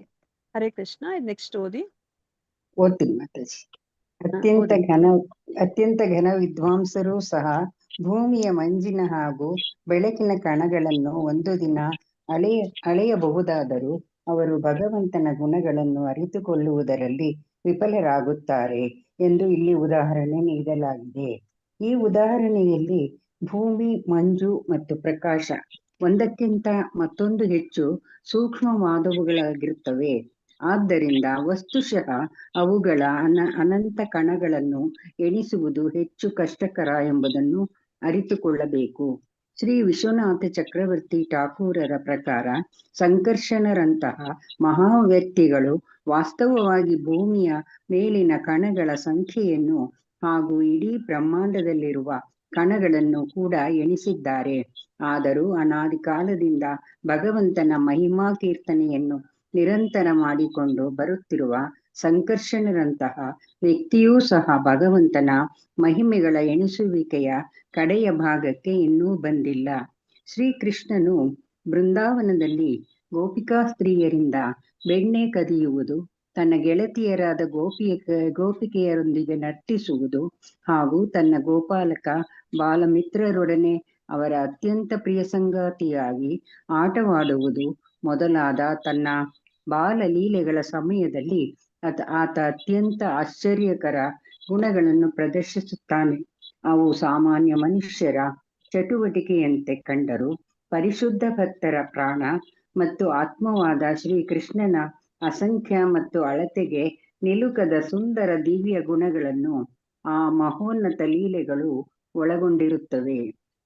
ಹರೇ ಹರೇ ಕೃಷ್ಣ. ಕೃಷ್ಣ ಮಾತಾಜಿ, ಧನ್ಯವಾದಗಳು ಅಲ್ವಾ. ಹರೇ ಸೊ ನೋಡಿ, ಧನ್ಯವಾದ. ಏನನ್ನ ಹೇಳ್ತಿದಾರೆ ಇದಕ್ಕಿಂತ ಮುಂಚೆ ಅನುವಾದದಲ್ಲಿ ಹೇಳಿರೋದೇನೆ ಅಲ್ವಾ. ಮುಂದೆ ಒಂದಿನ ಘನ ವಿದ್ವಾಂಸರು ಸಹ ಈ ಭೂಮಿ ಮೇಲೆ ಎಷ್ಟು ಮಂಜಿನ ಕಣಗಳಿದೆ, ಬೆಳಕಿನ ಕಣಗಳಿದೆ ಅಂತ ಹೇಳ್ಬಿಟ್ಟು ಅವ್ರಿಗೆ ಅದನ್ನ ಎಣಿಸ್ಬೋದು. ಆದ್ರೂನು ಸಹ ಅಷ್ಟು ಅವ್ರಿಗೆ ಶಕ್ತಿ ಜ್ಞಾನ ಬಂದ್ರೂ ಸಹ ಭಗವಂತನ ಗುಣಗಳನ್ನ ಅವ್ರಿಗೆ ಅರ್ಥಕೊಳ್ಳೋದ್ರಲ್ಲಿ ಅವರು ವಿಫಲರಾಗ್ತಾರೆ ಅಂತ ಹೇಳ್ಬಿಟ್ಟು ಇಲ್ಲಿ ಹೇಳ್ತಾ ಇದ್ದಾರೆ ಅಲ್ವಾ. ಸೊ ಇವಾಗ ಈ ಉದಾಹರಣೆಗೆ ಇಲ್ಲಿ ಭೂಮಿ ಮೇಲೆ ಮಂಜು ಮತ್ತೆ ಪ್ರಕಾಶ ಒಂದಕ್ಕಿಂತ ಮತ್ತೊಂದು ಹೆಚ್ಚು ಸೂಕ್ಷ್ಮವಾದವುಗಳಾಗಿರುತ್ತೆ ಅಲ್ವಾ. ನಮ್ಗೆ ಕಾಣಿಸೋದೇ ಇಲ್ಲ ಅದು. ಆ ಬೆಳಕಿನ ಕಣಗಳೇನಿದೆ ಅದು ಕಾಣಿಸೋದಿಲ್ಲ, ಅಷ್ಟು ಸೂಕ್ಷ್ಮ ಆಗಿರುತ್ತೆ ಅಲ್ವಾ. ಸೊ ಅದನ್ನ ಎಣಿಸ್ಬೇಕಂದ್ರೆ ಎಷ್ಟು ಕಷ್ಟ, ನಮ್ಮ ಕಣ್ಣಿಗೆ ಕಾಣಿಸ್ತಾ ಇರೋದನ್ನ ಎಣಿಸ್ಬೇಕಂದ್ರೆ ಎಷ್ಟು ಕಷ್ಟ. ಸೊ ಅದಕ್ಕೆ ಇಲ್ಲಿ ವಿಶ್ವನಾಥ ಚಕ್ರವರ್ತಿ ಠಾಕೂರ್ ಅವರು ಏನನ್ನ ಒಂದು ಎಕ್ಸಾಂಪಲ್ ಅನ್ನ ಕೊಡ್ತಿದ್ದಾರೆ ಅಂತಂದ್ರೆ ಸಂಕರ್ಷಣ ಅಲ್ವಾ. ನಮ್ಗೆ ಗೊತ್ತಿರೋ ಹಾಗೆ ಸಂಕರ್ಷಣ ಯಾರು? ಹರೇ ಕೃಷ್ಣ. ಯಾರು ಮಾತಾಜಿ? ಬಲರಾಮ. ಬಲರಾಮನ ವಿಸ್ತರಣೆ ಅಲ್ವಾ. ಆ ಚತುರ್ವ್ಯೂಹದಲ್ಲಿ ಒಬ್ರು ಸಂಕರ್ಷಣ ಅಲ್ವಾ. ಈಗ ಮಹಾ ಸಂಕರ್ಷಣ ದಿಂದನೇ ಇವಾಗ ಕಾರಣದಕಶಾಯಿ ವಿಷ್ಣು ಬಂದಿರೋದು. ಇವಾಗ ನೋಡಿ, ಸಂಕರ್ಷಣ ಅವರು ಈ ಭೂಮಿ ಮೇಲೆ ಕಣಗಳನ್ನ ಅವರು ಮತ್ತೆ ಭೂಮಿ ಮೇಲೆ ಇರೋದನ್ನ ಬಿಟ್ಬಿಡಿ, ಈ ಬ್ರಹ್ಮಾಂಡದಲ್ಲಿ ಈ 14 ಲೋಕದಲ್ಲಿ ಇರುವಂತಹ ಕಣಗಳನ್ನು ಸಹ ಅವ್ರು ಎಣಿಸಿದಾರಂತೆ. ಆದ್ರೆ ಅವ್ರಿಗೂ ಸಹ ಭಗವಂತನ ಮಹಿಮೆಗಳನ್ನ ನಾವ್ ಎಣಿಸ್ಬಿಟ್ಟಿದೀವಿ, ಇನ್ನೇನ್ ಕೊನೆಗೆ ಬಂದ್ಬಿಟ್ಟಿದೀವಿ, ಇನ್ನು ಮುಗೀತು ಭಗವಂತನ ಗುಣಗಾನ ಅಂತ ಹೇಳ್ಬಿಟ್ಟು ಅವರು ಅಂತಹ ಒಂದು ಹಂತಕ್ಕೆ ಅವ್ರು ಇನ್ನ ಬಂದಿಲ್ಲ ಅಂತ ಹೇಳ್ಬಿಟ್ಟು ಇಲ್ಲಿ ವಿಶ್ವನಾಥ ಚಕ್ರವರ್ತಿಯವರು ಹೇಳ್ತಾ ಇದ್ದಾರೆ ಅಲ್ವಾ. ಇವಾಗ ಭಗವಂತನ ಗುಣಗಾನದ ಬಗ್ಗೆ ಇಲ್ಲಿ ಹೇಳ್ತಾ ಇದ್ದಾರೆ. ಇವಾಗ ಗುಣಗಾನ ಅಂದ್ರೆ ನಾವ್ ಏನನ್ನ ಮಾಡ್ಬೇಕು? ಅವರ ನಾಮ ರೂಪ ಗುಣ ಲೀಲೆಗಳನ್ನ ನಾವು ವರ್ಣಿಸ್ಬೇಕು ಅಲ್ವಾ. ಸೊ ಅದಕ್ಕೆ ಇಲ್ಲಿ ಆ ಭಗವಂತನ ಕೆಲವು ಕಾರ್ಯಗಳನ್ನ ಲೀಲೆಗಳನ್ನ ಇಲ್ಲಿ ಹೇಳ್ತಾ ಇದ್ದಾರೆ ಅಲ್ವಾ. ಸೊ ಇಲ್ಲಿ ನೋಡಿದ್ರೆ ಇವಾಗ ಕೃಷ್ಣ ಇಲ್ಲಿ ಗೋಪಿಕಾ ಸ್ತ್ರೀಯರಿಂದ ಬೆಣ್ಣೆ ಕದ್ದಿರೋದೇ ಆಗ್ಲಿ, ಗೋಪಿಕೆಯರೊಂದಿಗೆ ನರ್ತನ ಮಾಡಿರೋದೇ ಆಗ್ಲಿ, ಗೋಪ ಬಾಲಕರೊಡನೆ ಅವರು ಕಾಡಿಗೆ ಹೋಗ್ಬಿಟ್ಟು ಅವರು ಅಲ್ಲಿ ಹಸುಗಳನ್ನ ಮೇಯಿಸ್ಕೊಂಡು ಬಂದಿರೋದೇ ಆಗ್ಲಿ, ಆಟ ಆಡಿರೋದೇ ಆಗ್ಲಿ ಅಲ್ವಾ. ಇದೆಲ್ಲವೂ ಸಹ ನೋಡಿದ್ರೆ ಸಾಮಾನ್ಯ ವ್ಯಕ್ತಿ ಮಾಡ್ದಂಗ ಅನ್ಸುತ್ತೆ ಅಲ್ವಾ. ಇದನ್ನ ಯಾಕಪ್ಪ ನಾವು ಮತ್ತೆ ಕೇಳ್ಬೇಕು ಅಂತ ನಿಮ್ಗೆ ಅನ್ಸಲ್ವಾ? ಒಂದ್ಸತಿ ಏನಾದ್ರು ಬಂದಿದ್ಯಾ ನಿಮ್ಗೆ ಆತರ ಯೋಚನೆ? ಇದೇನೋ ಒಂದ್ ಸ್ಪೆಷಲ್ ಏನು ಮಾಡಿಲ್ಲ, ಇದನ್ನ ಯಾಕೆ ನಾವು ಮತ್ತೆ ನಾವು ಓದ್ಬೇಕು, ಇದರಿಂದ ನಮ್ಗೆ ಏನ್ ಸಿಗುತ್ತೆ ಅಂತ ನಿಮ್ಗೆ ಅನ್ಸಿದ್ಯಾ? ಯಾರಿಗೂ ಅನ್ಸಿಲ್ವಾ? ಹರಿ ಬೋಲ್. ಓಕೆ. ಸೊ ಇವಾಗ ನೋಡಿ, ನಮ್ಗೂ ಅಷ್ಟೇ ಇವಾಗ ಫಿಲಂ ಸ್ಟಾರೇ ಆಗ್ಲಿ ಅಥವಾ ಯಾರೋ ಕ್ರಿಕೆಟರು ಅಥವಾ ಇನ್ಯಾರೋ ಒಬ್ರು ತುಂಬಾ ಭೌತಿಕವಾಗಿ ಹೆಚ್ಚು ಯಶಸ್ಸನ್ನ ಪಡೆದಿದ್ದಾರೆ ಅಂದ್ರೆ ಆ ವ್ಯಕ್ತಿ ಇವಾಗ ಅವ್ರು ಏನ್ ಬಟ್ಟೆ ಹಾಕೋತಾರೆ, ಅವ್ರು ಯಾರನ್ನ ಮದ್ವೆ ಆದ್ರು, ಅವ್ರ ಮಕ್ಳು ಯಾರು, ಅವ್ರು ಎಲ್ಲೋ ಓದ್ತಾ ಇದಾರೆ ಅಲ್ವಾ. ಸೊ ಅದೆಲ್ಲವನ್ನ ನಾವು ತಿಳ್ಕೊಬೇಕು ಅಂತ ನಾವು ಇಚ್ಛೆ ಪಡ್ತೀವಿ. ಅದೇನಾದ್ರೂ ಸ್ಪೆಷಲ್ ಅವ್ರ ಬಟ್ಟೆ ಹಾಕೊಳೋದು ನಮ್ ತರದೇ ಒಂದ್ ಬಟ್ಟೆ ಹಾಕೋತಾರೆ, ತಿನ್ನೋದು ನಮ್ ತರದೇನೋ ತಿಂತಾರೆ, ಎಲ್ಲೋ ಒಂದು ಪಿಕ್ನಿಕ್ ಅಥವಾ ಎಲ್ಲೋ ಒಂದು ಹೋಗ್ತಾರೆ, ಅವ್ರಿಗೂ ಮಕ್ಳಾಗಿರುತ್ತೆ ಅಲ್ವಾ. ಎಲ್ಲಿ ಹುಟ್ಟಿದ್ದಾರೆ ಅವರು, ಯಾವ ಆಸ್ಪತ್ರೆಯಲ್ಲಿ ಹುಟ್ಟಿದ್ದಾರೆ, ಯಾವ ಸ್ಕೂಲಿಗೆ ಹೋಗ್ತಿದ್ದಾರೆ ಅವ್ರ ಮಕ್ಕಳು, ಎಲ್ಲವನ್ನ ತಿಳ್ಕೊಬೇಕಂತ ನಮ್ಗೆ ಆಸೆ ಆಗ್ತಿರತ್ತೆ ಅಲ್ವಾ. ಅಲ್ವಾ. ಬಟ್ ಅದರಿಂದ ನಮ್ಗೆ ಏನಾದ್ರೂ ಸಿಗುತ್ತಾ? ನಾವ್ ಅದನ್ನೆಲ್ಲ ತಿಳ್ಕೊತೀವಿ ಅನ್ಕೊಳ್ಳಿ, ಎಲ್ಲ ಕಷ್ಟಪಟ್ಟು ಅಲ್ವಾ, ಹೇಗೋ ನಾವು ಸಂಗ್ರಹಿಸ್ಕೋತೀವಿ ಆ ವಿಚಾರಗಳನ್ನೆಲ್ಲ, ಅದರಿಂದ ನಮ್ಗೆ ಏನಾದ್ರೂ ಸಿಗುತ್ತಾ? ಏನು ಸಿಗಲ್ಲ ಅಲ್ವಾ. ಅದರಿಂದ ನಮ್ಗೆ ಸಮಯ ವ್ಯರ್ಥ ಅಷ್ಟೇ. ಮನುಷ್ಯ ಜನ್ಮ ಆಯಸ್ಸದೇ ಕಡಿಮೆ. ನಾವು ಆತ್ಮ ತತ್ವವನ್ನ ನಾವು ತಿಳ್ಕೊಳ್ಲಿಕ್ಕೆ ಹೋಗ್ದಲೆ ಬರೀ ಇಂಥದನ್ನ ನಾವು ಭೌತಿಕವಾಗಿರೋದನ್ನ ಮಾಡಿದ್ರೆ ಏನಕ್ಕೆ ಹೋಲಿಸ್ತಾರೆ? ನಾವು ಭೌತಿಕವಾಗಿ ಮುಂದುವರಿಯೋದನ್ನೇ ನಾವು ಹೆಚ್ಚೆಚ್ಚಾಗಿ ನಾವು ಅದಕ್ಕೋಸ್ಕರ ಸಮಯವನ್ನ ನಾವು ಕೊಡ್ತಾ ಹೋದ್ರೆ ಏನಕ್ಕೆ ಹೋಲಿಸ್ತಾರೆ ಅದನ್ನ? ಹೆಣಕ್ಕೆ ಶೃಂಗಾರ ಮಾಡಿದ ಹಾಗೆ ಅಲ್ವಾ? ಹೆಣಕ್ಕೆ ಶೃಂಗಾರ ಮಾಡಿದ್ರೆ ಏನಾದ್ರೂ ಪ್ರಯೋಜನ ಇದೆಯಾ? ಪ್ರಯೋಜನ ಇರಲ್ಲ ಮಾತಾಜಿ. ಇಲ್ಲ ಅಲ್ವಾ? ಬರೇ ನಾವ್ ಈ ದೇಹಕ್ಕೋಸ್ಕರ ನಾವು ನಮ್ಮ ಸಮಯವನ್ನ ನಾವು ಕೊಡ್ತಾ ಇದೀವಿ, ವ್ಯರ್ಥ ಮಾಡ್ತಾ ಇದೀವಿ ಅಲ್ವಾ? ಆದ್ರೆ ಅದೇನೆ ನಮ್ಗೆ ನೋಡ್ಲಿಕ್ಕೆ ಭಗವಂತನ ಈ ಒಂದು ಭೌತಿಕ ಪ್ರಪಂಚಕ್ಕೆ ಬಂದಾಗ ಅವರ ಕೆಲಸ ಕಾರ್ಯಗಳು ಒಬ್ಬ ಸಾಮಾನ್ಯ ವ್ಯಕ್ತಿ ತರನೇ ಕಾಣಬಹುದು ಅಲ್ವಾ? ಆದ್ರೆ ನಾವು ಅದರ ಗುಣಗಾನವನ್ನ ಮಾಡಿದ್ರೆ ಏನಾಗತ್ತೆ ಅಂತ ನಮ್ಗೆ ಭಗವದ್ಗೀತೆಯಲ್ಲಿ ಕೃಷ್ಣ ಹೇಳಿದರೆ, ಜನ್ಮ ಕರ್ಮ ಚ ಮೇ ದಿವ್ಯಂ ಏವಂ ಯೋ ವೇತಿ ತತ್ವತಃ ತ್ಯಕ್ತ್ವಾ ದೇಹಂ ತ್ಯಕ್ತ್ವಾ, ಈ ದೇಹವನ್ನ ಬಿಟ್ಮೇಲೆ ತ್ಯಕ್ತ್ವಾ ದೇಹಂ ಪುನರ್ಜನ್ಮ ನೈತಿ ಮಾಮೇತಿ ಸೋರ್ಜುನ ಅಲ್ವಾ? ತ್ಯಕ್ತ್ವಾ ದೇಹಂ, ಈ ದೇಹವನ್ನ ಬಿಟ್ಮೇಲೆ ನಮ್ಗೆ ನೈತಿ ಮಾಮೇತಿ ಸೋರ್ಜುನ, ಪುನರ್ಜನ್ಮನೇ ಇಲ್ಲ ನಮ್ಗೆ ಅಂತ ಹೇಳ್ಬಿಟ್ಟು ನಮ್ಗೆ ಇಲ್ಲಿ ಹೇಳ್ತಾ ಇದಾರೆ. ಅಂದ್ರೆ ಭಗವಂತನ ಗುಣಗಾನವನ್ನ ನಾವು ಪದೇ ಪದೇ ಮಾಡೋದ್ರಿಂದ ನಾವು ಈ ಭೌತಿಕ ಪ್ರಪಂಚದಿಂದ ನಾವು ಪಾರಾಗಿ ಭಗವಂತನ ಲೋಕಕ್ಕೆ ನಾವು ಹೋಗ್ತೀವಿ ಅಂತ ನಮ್ಗೆ ಇಲ್ಲಿ ಹೇಳ್ತಾ ಇದಾರೆ ಅಲ್ವಾ? ಸೊ ಅದಕ್ಕೆ ಇಲ್ಲಿ ಕೃಷ್ಣನು ಬೃಂದಾವನದಲ್ಲಿ ಗೋಪಿಕಾಶ್ರೀಯಿಂದ ಬೆಣ್ಣೆ ಕದ್ದಿರೋದು, ತನ್ನ ಗೆಳತಿಯರಾದ ಗೋಪಿಕೆಯರೊಂದಿಗೆ ನರ್ತಿಸುವುದು ಹಾಗೂ ತನ್ನ ಗೋಪಾಲಕ ಬಾಲಮಿತ್ರರೊಡನೆ ಅವರ ಅತ್ಯಂತ ಪ್ರಿಯ ಸಂಗಾತಿಯಾಗಿ ಆಟ ಆಡುವುದು ಮೊದಲಾದ ತನ್ನ ಬಾಲಲೀಲೆಗಳ ಸಮಯದಲ್ಲಿ ಆತ ಅತ್ಯಂತ ಆಶ್ಚರ್ಯಕರ ಗುಣಗಳನ್ನ ಪ್ರದರ್ಶಿಸುತ್ತಾನೆ. ಅವು ಸಾಮಾನ್ಯ ಮನುಷ್ಯರ ಚಟುವಟಿಕೆಯಂತೆ ಕಂಡರೂ ಪರಿಶುದ್ಧ ಭಕ್ತರ ಪ್ರಾಣ ಮತ್ತು ಆತ್ಮವಾದ ಶ್ರೀಕೃಷ್ಣನ ಅಸಂಖ್ಯ ಮತ್ತು ಅಳತೆಗೆ ನಿಲುಕದ ಸುಂದರ ದಿವ್ಯ ಗುಣಗಳನ್ನು ಆ ಮಹೋನ್ನತ ಲೀಲೆಗಳು ಒಳಗೊಂಡಿರುತ್ತವೆ ಅಲ್ವಾ? ಸೊ ನಮ್ಗೆ ಅದು ಯಾವ್ದನ್ನು ಅರ್ಥ ಆಗ್ತಿಲ್ಲ. ಭಗವಂತ ಇವಾಗ ಬೆಣ್ಣೆ ಕದ್ರೆ ನಾವ್ ಅದನ್ನ ಓಕೆ ಏನೋ ಒಂದು ಬೆಣ್ಣೆ ಕದಿತಾ ಇದ್ದಾನೆ ಅಂತ ನಾವ್ ಅರ್ಥ ಮಾಡ್ಕೋತೀವಿ. ಆದ್ರೆ ಭಗವಂತನ ಶುದ್ಧ ಭಕ್ತರು ಅದನ್ನ ಏನನ್ನ ಅರ್ಥ ಮಾಡ್ಕೋತಾರೆ? ಅದರಿಂದ ಹರೇ ಕೃಷ್ಣ ಏನನ್ನ ಅರ್ಥ ಮಾಡ್ಕೋತಾರೆ? ನಮ್ಗಷ್ಟೇ ಅರ್ಥ ಆಗೋದು ಅಲ್ವಾ? ಇವಾಗ ಭಗವಂತ ಅವರು ಗೋಪಿಕಾಶ್ರೀಯರ ವಸ್ತ್ರವನ್ನು ಅಪಹರಿಸ್ಬಿಡ್ತಾನೆ ಅಲ್ವಾ? ಸೊ ಭಗವಂತ ಬೆಣ್ಣೆ ಕದೀತಾನೆ. ಇದೆಲ್ಲ ನೋಡಿದಾಗ ನಮ್ಗೆ ಅಷ್ಟೇ ಅರ್ಥ ಆಗೋದು, ಭಗವಂತ ಬೆಣ್ಣೆ ಕದೀತಾ ಇದ್ದಾನೆ, ಓ ಭಗವಂತ ಗೋಪಿಕಾಶ್ರೀಯರ ವಸ್ತ್ರವನ್ನ ಅವನು ಅಪಹರಿಸ್ಬಿಟ್ಟ ಅಂತ ಹೇಳ್ಬಿಟ್ಟು. ಆದ್ರೆ ಭಗವಂತನ ಶುದ್ಧ ಭಕ್ತರು ಅದನ್ನ ಹೇಗೆ ಅರ್ಥ ಮಾಡ್ಕೋತಾರೆ, ಹೇಗೆ ಕೊಂಡಾಡ್ತಾರೆ ಅವರು? ಅವರು ನಮ್ ಪಾಪನೆಲ್ಲ ಕಮ್ಮಿ ಮಾಡ್ತಾ ಇದ್ದಾರೆ ಅಂತ ಅನ್ಕೊಂತಾರೆ, ನಮ್ ಪಾಪಗಳೆಲ್ಲ ಕಮ್ಮಿ ಆಗ್ತಾ ಇದೆ ಅಂತ. ಓಕೆ, ಮತ್ತೆ ಭಗವಂತನ ಲೀಲೆಗಳು ಅದನ್ನು ಭಗವಂತನ ಲೀಲೆಗಳು ಅದು ಅಂತೇಳಿ ಕೊಂಡಾಡ್ತಾರೆ ಮಾತಾಜಿ. ಸೊ ಭಗವಂತನ ಲೀಲೆಗಳು ಅಂತ ಹೇಳ್ಬಿಟ್ಟು ಅದನ್ನ ಕೊಂಡಾಡ್ತಾರೆ. ಮತ್ತೆ ಇನ್ಯಾರಾದ್ರೂ? ಮಾತಾಜಿ ನಮ್ ಪಾಪಗಳೆಲ್ಲ ಅವರು ಕಮ್ಮಿ ಮಾಡ್ತಾ ಇದ್ದಾರೆ, ನಮ್ ಪಾಪಗಳೆಲ್ಲ ಕಳೀತಾ ಇದ್ದಾರೆ ಅಂತ ಅನ್ಕೊಂತಾರೆ. ಪಾಪಗಳೆಲ್ಲ ನಾಶ ಆಗ್ತಿದೆ ಅಂತ ಹೇಳ್ಬಿಟ್ಟು ಅವ್ರು ಅನ್ಕೋತಾರೆ. ಓಕೆ, ಮತ್ತೆ ಇನ್ಯಾರಾದ್ರೂ? ಭಗವಂತನ ಲೀಲೆ ಮತ್ತೆ ವರ್ಣನೆಯನ್ನು ಕೇಳಿ ಎಷ್ಟು ಆ ಕಿವಿ ಸಾಲದು, ಮತ್ತೆ ಮತ್ತೆ ಮುಚ್ಚು ಕಿವಿ ಬೇಕು ಅನ್ಸತ್ತೆ, ಕಣ್ಣು ಬೇಕು ಅನ್ಸತ್ತೆ. ಅದು ಸಾಲದು, ಎರಡು ಕಿವಿ ಸಾಲದು ಅಂದ್ರೆ ಹಾಗೆ ಅದ್ರ ವರ್ಣನೆ ಎಷ್ಟು ನಾಲಿಗೆಯಿಂದನೂ ಮಾಡ್ಲಿಕ್ಕೆ ಆಗಲ್ಲ, ಕಿವಿಯಿಂದನೂ ಕೇಳಿಸ್ತದೆ, ಮತ್ತೆ ಎಷ್ಟೋ ಕೇಳ್ಬೇಕು, ಮತ್ತೆ ಮತ್ತೆ ಕೇಳ್ಬೇಕು ಅಂತ ಇಷ್ಟ ಆಗತ್ತೆ. ಇವಾಗ ಭಗವಂತ ದಾಮೋದರ ಲೀಲೆಯಲ್ಲಿ ಕಟ್ಟಾಕಿಸ್ಕೋತಾರೆ ಅಲ್ವಾ? ದಾರದಿಂದ ಕಟ್ಟಾಕಿಸ್ಕೋತಾರೆ, ನಮ್ಗೆ ಅಷ್ಟೇ ಕಾಣೋದು ದಾರದಿಂದ ಕಟ್ಟಾಕಿಸ್ಕೋತಿದ್ದಾರೆ ಅಂತ. ಆದ್ರೆ ಶುದ್ಧ ಭಕ್ತರಿಗೆ ಏನಂತ ಕಾಣತ್ತೆ? ಏನ್ ಕಾಣತ್ತೆ ಅದ್ರಲ್ಲಿ? ಅವ್ರ ಭಕ್ತರ ಇದ್ರಲ್ಲಿ ಸಿಗಾಕೊಂಡಿದ್ದಾರೆ ಏನ್ರಲ್ಲಿ ಸಿಕ್ಕಾಕೊಂಡಿದ್ದಾರೆ? ಭಕ್ತರ ಏನ್ರಲ್ಲಿ ಸಿಕ್ಕಾಕೊಂಡಿದ್ದಾರೆ? ಪ್ರೀತಿ ಪಾಶದಲ್ಲಿ ಸಿಗಾಕೊಂಡಿದ್ದಾರೆ, ಪ್ರೀತಿಯಲ್ಲಿ ಸಿಕ್ಕಾಕೊಂಡ್ಬಿಟ್ಟಿದ್ದಾರೆ ಅಲ್ವಾ? ಭಗವಂತನನ್ನ ದೇವೋತ್ತಮ ಪರಮ ಪುರುಷನನ್ನ ಕಟ್ಟಾಕ್ಲಿಕ್ಕೆ ಆಗತ್ತ ಯಾರಿಗಾದ್ರೂ? ಆಗಲ್ಲ ಅಲ್ವಾ? ಆ ಪ್ರೀತಿ ಎಂಬ ಹಗ್ಗದಿಂದ ಅಷ್ಟೇ ಕಟ್ಟಾಕ್ಲಿಕ್ಕೆ ಸಾಧ್ಯ ಅಲ್ವಾ? ಅದರ ಗುಣಗಾನವನ್ನ ಮಾಡ್ತಾರೆ ಅಲ್ವಾ? ಆಡಿಸಿದಳು ಯಶೋದೆ ಅಲ್ವಾ? ಆ ಜಗದೋದ್ಧಾರಕ ಇಡೀ ಎಲ್ಲ ಜಗತ್ತನ್ನೇ ತನ್ನ ಹೊಟ್ಟೆಯಲ್ಲಿ ಇಟ್ಕೊಂಡಿದ್ದಾನೆ.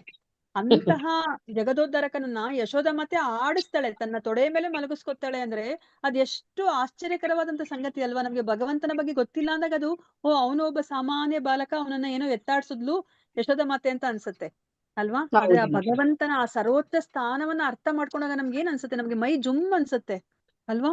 ಯಶೋದ ಮಾತೆ ಯಾರನ್ನ ಎತ್ತಾಡ್ಸಿದ್ರು, ಯಾರನ್ನ ಕಟ್ಟಾಕಿದ್ದು ಅಂತ ಅಲ್ವಾ? ಇವಾಗ ಭಗವಂತ ಬೆಣ್ಣೆನ ಕದ್ಬಿಟ್ಟ ಅಲ್ವಾ? ಬೆಣ್ಣೆನ ಏನಕ್ಕೆ ಹೋಲಿಸ್ತಾರೆ? ಹೃದಯಕ್ಕೆ ಹೋಲಿಸ್ತಾರೆ. ಭಗವಂತ ಏನನ್ನ ಕದಿತಾ ಇದ್ದಾನೆ? ನಮ್ಮ ಹೃದಯಗಳನ್ನ ಕದಿತಾ ಇದ್ದಾನೆ. ಯಾವಾಗ ಕದಿತಾನೆ ನಮ್ಮ ಹೃದಯವನ್ನ? ನಮ್ಮ ಹೃದಯ ಯಾವಾಗ ಪರಿಶುದ್ಧ ಆಗತ್ತೆ? ಬೆಣ್ಣೆಯಲ್ಲಿ ಏನಾದ್ರೂ ನಿಮ್ಗೆ ಅಪರಿಶುದ್ಧತೆ ಕಾಣುತ್ತಾ? ಅದು ಎಷ್ಟು ಸಾಫ್ಟ್ ಆಗತ್ತೆ ಅಲ್ವಾ? ಎಷ್ಟು ಸಾಫ್ಟ್ ಆಗತ್ತೆ, ಅಷ್ಟು ಮೃದುವಾಗತ್ತೆ ಅದು. ಮತ್ತೆ ಅದ್ರ ಬಣ್ಣ ಯಾವ ತರ ಇರುತ್ತೆ? ಬೆಳ್ಳಗಿರುತ್ತೆ. ಅದೇನೋ ಒಂದು ಕಲ್ಮಶನೂ ಸಹ ಇರೋದಿಲ್ಲ. ಅದೇ ತರ ನಮ್ಮ ಹೃದಯ ಆಗ್ಬೇಕು. ನಮ್ಮ ಹೃದಯ ಆದಾಗ ಆಗ ಭಗವಂತ ನಮ್ಮ ಹೃದಯವನ್ನ ಕದ್ಬಿಡ್ತಾನೆ. ಆ ಬೆಣ್ಣೆ ಅನ್ನೋದು ನಮ್ಮ ಹೃದಯವನ್ನ ಕದಿಯೋದಕ್ಕೆ ಅದನ್ನ ಹೋಲಿಕೆಯನ್ನ ಅವರು ಕೊಡ್ತಾರೆ ಅಲ್ವಾ? ಇವಾಗ ಭಗವಂತ ವಸ್ತ್ರವನ್ನು ಸಹ ಅಪಹರಿಸ್ತಾರೆ. ವಸ್ತ್ರವನ್ನ ಅಪಹರಿಸೋದು ಅಂದ್ರೆ ಏನರ್ಥ? ಇವಾಗ ನಮ್ಮ ದೇಹ ಅಲ್ವಾ? ನಾವು ಈ ಭೌತಿಕ ದೇಹವನ್ನ ನಾವು ಅಂತ ಅನ್ಕೊಂಡು ಅದಕ್ಕೋಸ್ಕರನೇ ನಾವು ನಮ್ಮ ಈ ಜೀವನವನ್ನೆಲ್ಲ ನಾವು ಉಪಯೋಗಿಸ್ತಾ ಇದೀವಿ. ಸಮಯವನ್ನೆಲ್ಲ ಕೊಡ್ತಾ ಇದೀವಿ ಅಲ್ವಾ. ಸೊ ಯಾವಾಗ ಆ ಒಂದು ದೇಹ ಅಹಂ ಮಮೇತಿ ಅನ್ನೋದು ಏನಿದೆ ಆ ಭಾವ ನಾವು ಬಿಟ್ಟಾಗ ಏನಾಗುತ್ತೆ, ನಾವು ಭಗವಂತನ ಲೋಕಕ್ಕೆ ಹೋಗೋ ಅರ್ಹತೆನ ಪಡಿತೀವಿ ಅಲ್ವಾ. ಇದೆಲ್ಲವೂ ಸಹ ಆ ಭಗವಂತನ ಶುದ್ಧ ಭಕ್ತರಿಗೆ ಆ ಭಗವಂತನ ಕಾರ್ಯಗಳಲ್ಲಿ ಕಾಣುತ್ತೆ. ಅವರ ಗುಣಗಾನವನ್ನ ಮಾಡ್ಲಿಕ್ಕೆ ಅವರಿಗೆ ಸಾಧ್ಯ ಆಗುತ್ತೆ ಅಲ್ವಾ. ಸೊ ಆ ಗುಣಗಾನವನ್ನ ಮಾಡಿದಾಗ ಏನಾಗುತ್ತೆ, ಅವನ ಜನ್ಮ ಮತ್ತೆ ಕರ್ಮವನ್ನ ನಾವು ಹೊಗಳಿದಾಗ ನಾವು ಪರಿಶುದ್ಧರಾಗಿ ನಾವು ಭಗವಂತನ ಲೋಕಕ್ಕೆ ಹೋಗೋ ಅರ್ಹತೆನ ನಾವು ಪಡ್ಕೋತೀವಿ ಅಲ್ವಾ. ನೋಡಿ ಎಷ್ಟು ಸುಂದರವಾಗಿ ನಮ್ಗೆ ಇಲ್ಲಿ ಅರ್ಥ ಮಾಡಿಸ್ತಾ ಇದಾರೆ ಪ್ರಭುಪಾದರು. ಮತ್ತೆ ಇದು 8ನೇ ಶ್ಲೋಕ ತುಂಬಾ ಮುಖ್ಯವಾಗಿರುವಂತ ಶ್ಲೋಕ. ಸೊ ಇದನ್ನ ಓದ್ಕೊಳ್ಳೋಣ, ಇದನ್ನೆಲ್ಲರೂ ಬಾಹ್ಯಾಟ್ ಮಾಡ್ಕೊಳ್ಳಿ. ಇದು ನಮ್ಮ ಜೀವನದಲ್ಲಿ ನಾವು ಯಾವಾಗ್ಲೂ ಜ್ಞಾಪಕ ಇಟ್ಕೊಂಡಿರುವಂತ. ಹರೇ ಕೃಷ್ಣ, ಏನೋ ನಾಯ್ಸ್ ಬರ್ತಾ ಇದೆ, ಬ್ಯಾಕ್ ಗ್ರೌಂಡ್ ನಾಯ್ಸ್ ಬರ್ತಾ ಇದೆ. ಹರೇ ಕೃಷ್ಣ, ಪ್ಲೀಸ್ ಮ್ಯೂಟ್ ಮಾಡ್ಕೊಳ್ಳಿ. ಸೊ ಇವಾಗ ಇಲ್ಲಿ ಈ ಶ್ಲೋಕವನ್ನ ಎಲ್ಲರೂ ಬಾಹೆಟ್ ಮಾಡ್ಕೊಳ್ಳಿ, ಬರ್ದಿಟ್ಕೊಂಡ್ಬಿಡಿ, ಇವತ್ತನೇ ಬರ್ದಿಟ್ಕೊಳ್ಳಿ. ಯಾಕಂದ್ರೆ ನಮ್ಗಿದು ಭಕ್ತಿಯಲ್ಲಿ ಮುಂದುವರಿಲಿಕ್ಕೆ ಬೇಕಾಗಿರುವಂತಹ ಶ್ಲೋಕ. ಯಾವಾಗ್ಲೂ ಹೇಳ್ಕೊತಾ ಇರ್ಬೇಕು ನಾವು. ಯಾಕಂದ್ರೆ ನಮ್ಮ ಜೀವನದಲ್ಲಿ ದಿನ ಬಳಕಾದ್ರೆ ನಮ್ಗೆ ಕಷ್ಟಗಳು ಬರ್ತಾ ಇರುತ್ತೆ ಅಲ್ವಾ. ಆ ಕಷ್ಟಗಳನ್ನ ನಾವು ಹೇಗೆ ನಾವು ಅದನ್ನ ಜೀವನದಲ್ಲಿ ಎದುರಿಸ್ಬೇಕು ಅನ್ನೋದನ್ನ ನಮ್ಗೆ ಇಲ್ಲಿ ಹೇಳ್ತಾ ಇದ್ದಾರೆ. ಅದನ್ನ ನಾವು ಹೇಗೆ ಒಪ್ಕೊಂಡು ನಮ್ಮ ಜೀವನದಲ್ಲಿ ಭಕ್ತಿಯನ್ನ ಮಾಡ್ಕೊಂಡು ನಾವು ಮುಂದುವರಿಬೇಕು ಅಂತ ನಮ್ಗೆ ಇಲ್ಲಿ ಹೇಳ್ತಾ ಇದ್ದಾರೆ. ಈ ತರ ನಾವು ಮುಂದುವರೆದ್ರೆ ನಮ್ಗೆ ಏನಾಗುತ್ತೆ ಅಂತ ನಮ್ಗೆ ಇಲ್ಲಿ ತಿಳಿಸಿಕೊಡ್ತಾ ಇದ್ದಾರೆ. ನಾವು ಭಗವಂತನ ಆ ಒಂದು ಲೋಕಕ್ಕೆ ಹೋಗ್ಲಿಕ್ಕೆ ಹಕ್ಕುದಾರರಾಗ್ಬಿಡ್ತೀವಿ. ಭಗವಂತ ಕರ್ಕೊಂಡು ಹೋಗ್ಲೇಬೇಕು ನಮ್ಮನ್ನ. ಹೇಗೆ ಒಬ್ಬ ಮಗನಿಗೆ ತಂದೆಯ ಆಸ್ತಿ ಪಡ್ಕೊಳ್ಲಿಕ್ಕೆ ಅವ್ನು ಹಕ್ಕುದಾರನಾಗ್ತಾನೋ, ಅದೇ ತರ ನಾವು ಭಗವಂತನ ಲೋಕಕ್ಕೆ ಹೋಗ್ಲಿಕ್ಕೆ ಹಕ್ಕುದಾರರಾಗ್ಬಿಡ್ತೀವಿ. ಸೊ ಅದಕ್ಕೆ ತುಂಬಾ ಮುಖ್ಯವಾದಂತ ಶ್ಲೋಕ. ಎಲ್ಲರೂ ಸಹ ಹೇಳ್ಕೊಳ್ಳಿ ಇದನ್ನ. ನಾನಿವಾಗ ಹೇಳ್ತೀನಿ. ತತ್ತೇನು ಕಂಪಾಂ ಸುಸಮೀಕ್ಷಮಾಣೋ ಭುಂಜಾನ ಏವಾತ್ಮ ಕೃತಂ ವಿಪಾಕಂ ರುದ್ವಾ ಗೋಪುರ್ಭಿರ್ವಿದದನ್ನಮಸ್ತೆ ಜೀವೇತಯೋ ಮುಕ್ತಿ ಪದೇ ಸದಾಯ ಬಾಕ್. ತತ್ತೇನು ಕಂಪಾಂ ಸುಸಮೀಕ್ಷಮಾಣೋ ಭುಂಜಾನ ಏವಾತ್ಮ ಕೃತಂ ವಿಪಾಕಂ ರುದ್ವಾ ಗೋಪುರ್ಭಿರ್ವಿದದನ್ನಮಸ್ತೆ ಜೀವೇತಯೋ ಮುಕ್ತಿ ಪದೇ ಸದಾಯ ಬಾಕ್. ತತ್ತೇನು ಕಂಪಾಂ ಸುಸಮೀಕ್ಷಮಾಣೋ ಭುಂಜಾನ ಏವಾತ್ಮ ಕೃತಂ ವಿಪಾಕಂ ರುದ್ವಾ ಗೋಪುರ್ಭಿರ್ವಿದದನ್ನಮಸ್ತೆ ಜೀವೇತಯೋ ಮುಕ್ತಿ ಪದೇ ಸದಾಯ ಬಾಕ್. ಹರೇ ಕೃಷ್ಣ, ನಾನು ಒಂದೊಂದು ಲೈನನ್ನ ಹೇಳ್ಕೊಡ್ತೀನಿ, ಎಲ್ಲರೂ ರಿಪೀಟ್ ಮಾಡಿ. ತತ್ತೇನು ಕಂಪಾಂ ಸುಸಮೀಕ್ಷಮಾಣೋ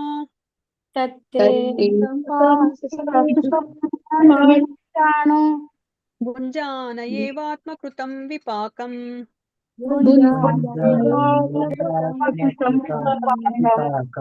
ರುದ್ವಾ ಗೋಪುರ್ಭಿರ್ವಿದದನ್ನಮಸ್ತೆ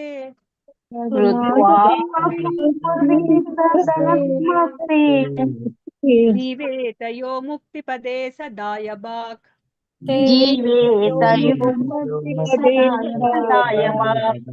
ತತ್ತೇನು ಕಂಪಾಂ ಸುಸಮೀಕ್ಷಮಾಣೋ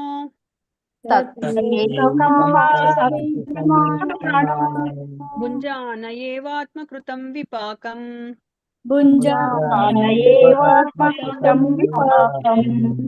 ರುದ್ವಾ ಗೋಪುರ್ಭಿರ್ವಿದದನ್ನಮಸ್ತೆ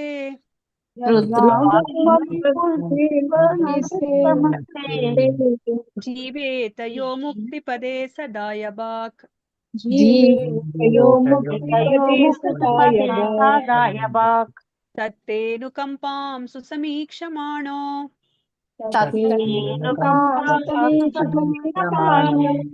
ಭುಂಜಾನ ಏವಾತ್ಮ ಕೃತಂ ವಿಪಾಕಂ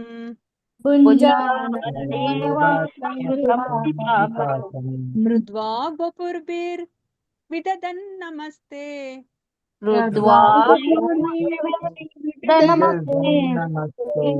ಜೀವೇತಯೋ ಮುಕ್ತಿ ಪದೇ ಸದಾಯ ಬಾಕ್.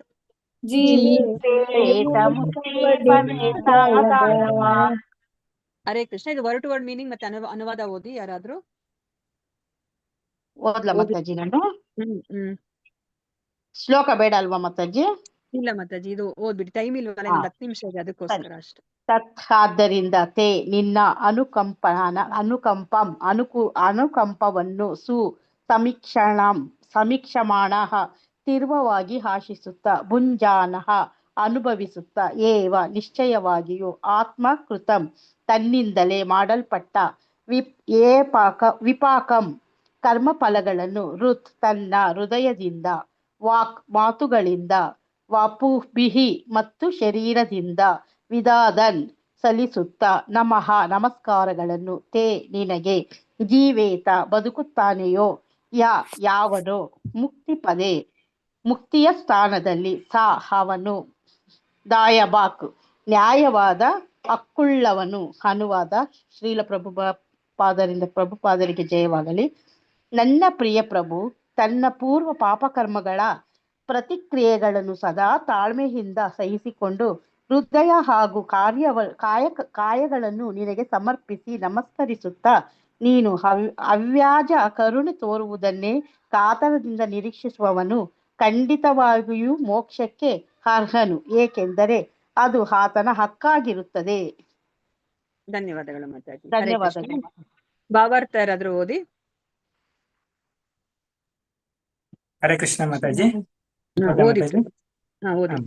ನ್ಯಾಯಯುತ ಪುತ್ರನು ತಾನು ಜೀವಿಸಿದ್ದರೆ ಸಾಕು, ಅದರಿಂದಲೇ ಹೇಗೆ ತನ್ನ ತಂದೆಯ ವಾರಸುದಾರನಾಗುತ್ತಾನೋ ಹಾಗೆಯೇ ಭಕ್ತಿಯೋಗ ತತ್ವವನ್ನು ಅನುಸರಿಸುತ್ತಾ ಒಬ್ಬ ವ್ಯಕ್ತಿ ಕೃಷ್ಣ ಪ್ರಜ್ಞೆಯಲ್ಲಿ ಸುಮ್ಮನೆ ಜೀವಿಸಿದ್ದರೆ ಸಾಕು, ಆತ ಸಹಜವಾಗಿಯೇ ದೇವೋತ್ತಮ ಪರಮಪುರುಷನ ಕರುಣೆ ಪಡೆಯಲು ಅರ್ಹನಾಗುತ್ತಾನೆ.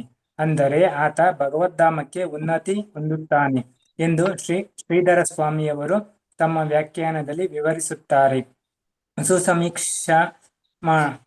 ಸುಸಂಕ್ಷಮಾಣ ಎಂಬ ಪದವು ಪೂರ್ವ ಪಾಪಕರ್ಮಗಳ ಪರಿಣಾಮದ ನೋವನ್ನು ಅನುಭವಿಸುತ್ತಿರುವಾಗಲೂ ಪರಮಪ್ರಭುವಿನ ಕರುಣೆಗಾಗಿ ಆತುರುತ್ತಿರುತ್ತಾನೆ ಎಂಬುದನ್ನು ಸೂಚಿಸುತ್ತದೆ. ತನಗೆ ಸಂಪೂರ್ಣವಾಗಿ ಶರಣಾಗತನಾದ ಭಕ್ತನು ತನ್ನ ಪೂರ್ವಕರ್ಮ ಪರಿಣಾಮಗಳನ್ನು ಅನುಭವಿಸಬೇಕಾಗಿಲ್ಲವೆಂದು ಭಗವದ್ಗೀತೆಯಲ್ಲಿ ಶ್ರೀಕೃಷ್ಣನು ವಿವರಿಸುತ್ತಾನೆ. ಆದರೆ ಭಕ್ತನು ತನ್ನ ಮನಸ್ಸಿನಲ್ಲಿ ಪೂರ್ವ ಪಾಪಕರ್ಮಗಳ ಮನೋಭಾವದ ಅಂಶಗಳನ್ನು ಉಳಿಸಿಕೊಂಡಿರಬಹುದಾದ್ದರಿಂದ ಭಗವಂತನು ತನ್ನ ಭಕ್ತನಿಗೆ ದಂಡನೆಯನ್ನು ನೀಡಿ ಆತನ ಭೋಗ ಪ್ರವೃತ್ತಿಯ ಕೊನೆಯ ಕುರುಹುಗಳನ್ನು ನಿವಾರಿಸುತ್ತಾನೆ. ಈ ದಂಡನೆ ಕೆಲವೊಮ್ಮೆ ಪಾಪಕರ್ಮ ಪರಿಣಾಮವೆಂಬಂತೆ ತೋರುತ್ತದೆ. ಭಗವಂತನು ಇಡೀ ಸೃಷ್ಟಿಯ ಉದ್ದೇಶವು ಭಗವಂತನಿಂದ ಸ್ವತಂತ್ರವಾಗಿ ಭೋಗ ಬಯಕೆಯುಳ್ಳ ಜೀವಿಯ ಪ್ರವೃತ್ತಿಯನ್ನು ಸರಿಪಡಿಸುವುದಾಗಿದೆ. ಆದ್ದರಿಂದ ಪಾಪಕರ್ಮಗಳಿಗೆ ನೀಡುವ ವಿಶಿಷ್ಟ ದಂಡನೆಯು ಅಂತಹ ಚಟುವಟಿಕೆಗೆ ಕಾರಣವಾದ ಮನೋಭಾವವನ್ನು ನಿವಾರಿಸಲು ವಿಶಿಷ್ಟವಾಗಿ ರೂಪಿತವಾಗಿದೆ.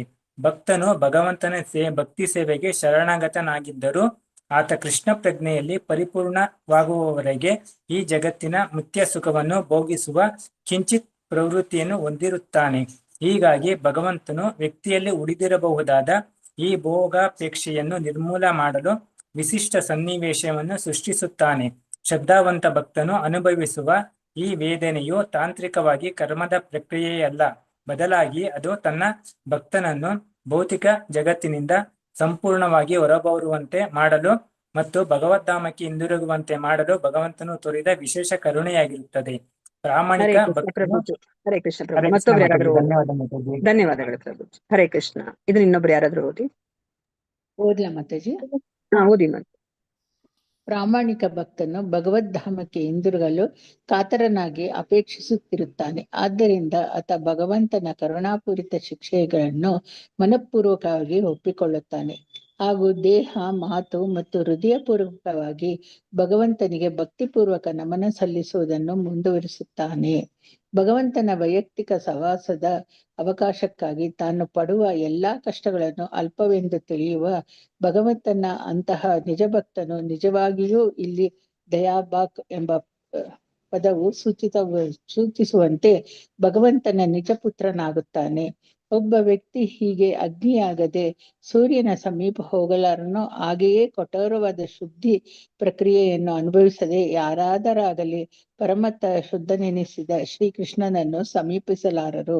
ಅಂತಹ ಪ್ರಕ್ರಿಯೆಯು ಕೇಶಾನುಭವವೆಂದು ತೋರಬಹುದು, ಆದರೆ ಅದು ವಾಸ್ತವವಾಗಿ ಭಗವಂತ ಹಸ್ತದಿಂದಲೇ ನೀಡಿದ ಚಿಕಿತ್ಸೋಪಚಾರವಾಗಿರುತ್ತದೆ. ಹರೇ ಕೃಷ್ಣ ಮಾತಾಜಿ. ಹರೇ ಕೃಷ್ಣ ಅಲ್ವಾ? ಎಷ್ಟು ಚೆನ್ನಾಗಿದೆ ಅಲ್ವಾ? ಅರ್ಥ ಆಯ್ತಾ ಏನ್ ಹೇಳ್ತಿದ್ದಾರೆ ಅಂತ? ಯಾರಾದ್ರೂ ಹೇಳ್ತೀರಾ ಒಂದ್ ಲೈನ್ ಅಲ್ಲಿ? ಹರೇ ಕೃಷ್ಣ. ಅದು ಕೃಷ್ಣನ ಸಮೀಪ ಹೋಗ್ಬೇಕು ಅಂದ್ರೆ ಸೂರ್ಯನ ಸಮೀಪ ಹೋದಾಗ ನಮ್ಗೆ ಎಷ್ಟು ಶಾಖ ತಗಲತ್ತೋ ಆ ತರ ಇರುತ್ತೆ. ನಾವು ಆದಷ್ಟು ಕೃಷ್ಣ ಪ್ರಜ್ಞೆಯಲ್ಲಿದ್ದು ಇದನ್ ಮಾಡ್ಕೊಂಡು ಹೋಗ್ಬೇಕು ದೇವರ ಹತ್ರಕ್ಕೆ ಅಂತ. ಧನ್ಯವಾದಗಳು ಕಾಂತಮಣಿ ಮಾತಾಜಿ. ಮತ್ತೆ ಯಾರಾದ್ರೂ ಹೇಳ್ತೀರಾ? ಹರೇ ಕೃಷ್ಣ. ಮತ್ತೆ ಯಾರಾದ್ರೂ ಟ್ರೈ ಮಾಡಿ ನೋಡಿ. ಇವಾಗ ಮಾತಾಜಿ ಹೇಳಿದ್ರಲ್ಲ ಆತರ ಟ್ರೈ ಮಾಡಿ ಏನನ್ನ ಹೇಳ್ತಿದ್ದಾರೆ ಅಂತ. ಹರೇ ಕೃಷ್ಣ. ಭಕ್ತಿಯನ್ನು ಎಲ್ಲಾರು ಮಾಡ್ತಾ ಬಿಸಿ ಇದ್ರೆ ಸಾಕು. ಹರೇ ಕೃಷ್ಣ ಮಾತಾಜಿ. ಮಾತಾಜಿ. ವರದಾ ಮಾತಾಜಿ ಭಕ್ತಿ ಹೇಳಿ ಮಾತಾಜಿ. ಭಕ್ತಿಯನ್ನ ಮಾಡ್ತಾ ಇದ್ರೆ ಸಾಕು, ಅಂದ್ರೆ ಭಕ್ತಿ ಮಾರ್ಗದಲ್ಲಿ ಇದ್ರೆ ಸಾಕು. ಕೃಷ್ಣ ಅಂದ್ರೆ ಕೃಷ್ಣನ ಕರುಣೆಗೆ ನಾವು ಅನುಗ್ರಹಕ್ಕೆ ಪಾತ್ರರಾದ್ರೆ ಸಾಕು. ಅಂದ್ರೆ ನಾವು ಈ ಒಂದು ಬಂಧನದಿಂದ ಮುಕ್ತಿ ಪಡ್ಲಿಕ್ಕೆ ಸಾಧ್ಯ ಆಗುತ್ತೆ ಅಂತ ಅರ್ಥ ಬರುತ್ತೆ ಮಾತಾಜಿ. ಧನ್ಯವಾದಗಳು ಮಾತಾಜಿ. ಮತ್ತೆ ಯಾರಾದ್ರೂ ಹೇಳ್ತಾರೆ ಇನ್ನೊಬ್ರು? ಹರೇ ಕೃಷ್ಣ ಮಾತಾಜಿ. ನಾವು ಪೂರ್ವ ಜನ್ಮ ಪಾಪ ಕರ್ಮಗಳನ್ನ ನಾವು ಈ ಜನ್ಮ ಅನುಭವಿಸಲು ಭಗವಂತನ ಸೇವೆ ಮಾಡ್ತಾ ಇದ್ರು ಅನುಭವಿಸ್ತಿದ್ರೆ ಅದನ್ನ ನಿವಾಸಕ್ಕೆ ಭಗವಂತ ದಂಡನೆ ನೀಡಿದ್ರು ಅದನ್ನ ನಾವು ಕರ್ಮ ಅಂತ ಇದ್ ಮಾಡಬಾರ್ದು ಅಂತ ಹೇಳ್ತಿದ್ರು ಮಾತಾಜಿ. ಓಕೆ ಪ್ರಭುಜಿ, ಧನ್ಯವಾದಗಳು ಪ್ರಭುಜಿ. ಹರೇ ಕೃಷ್ಣ ಅಲ್ವಾ.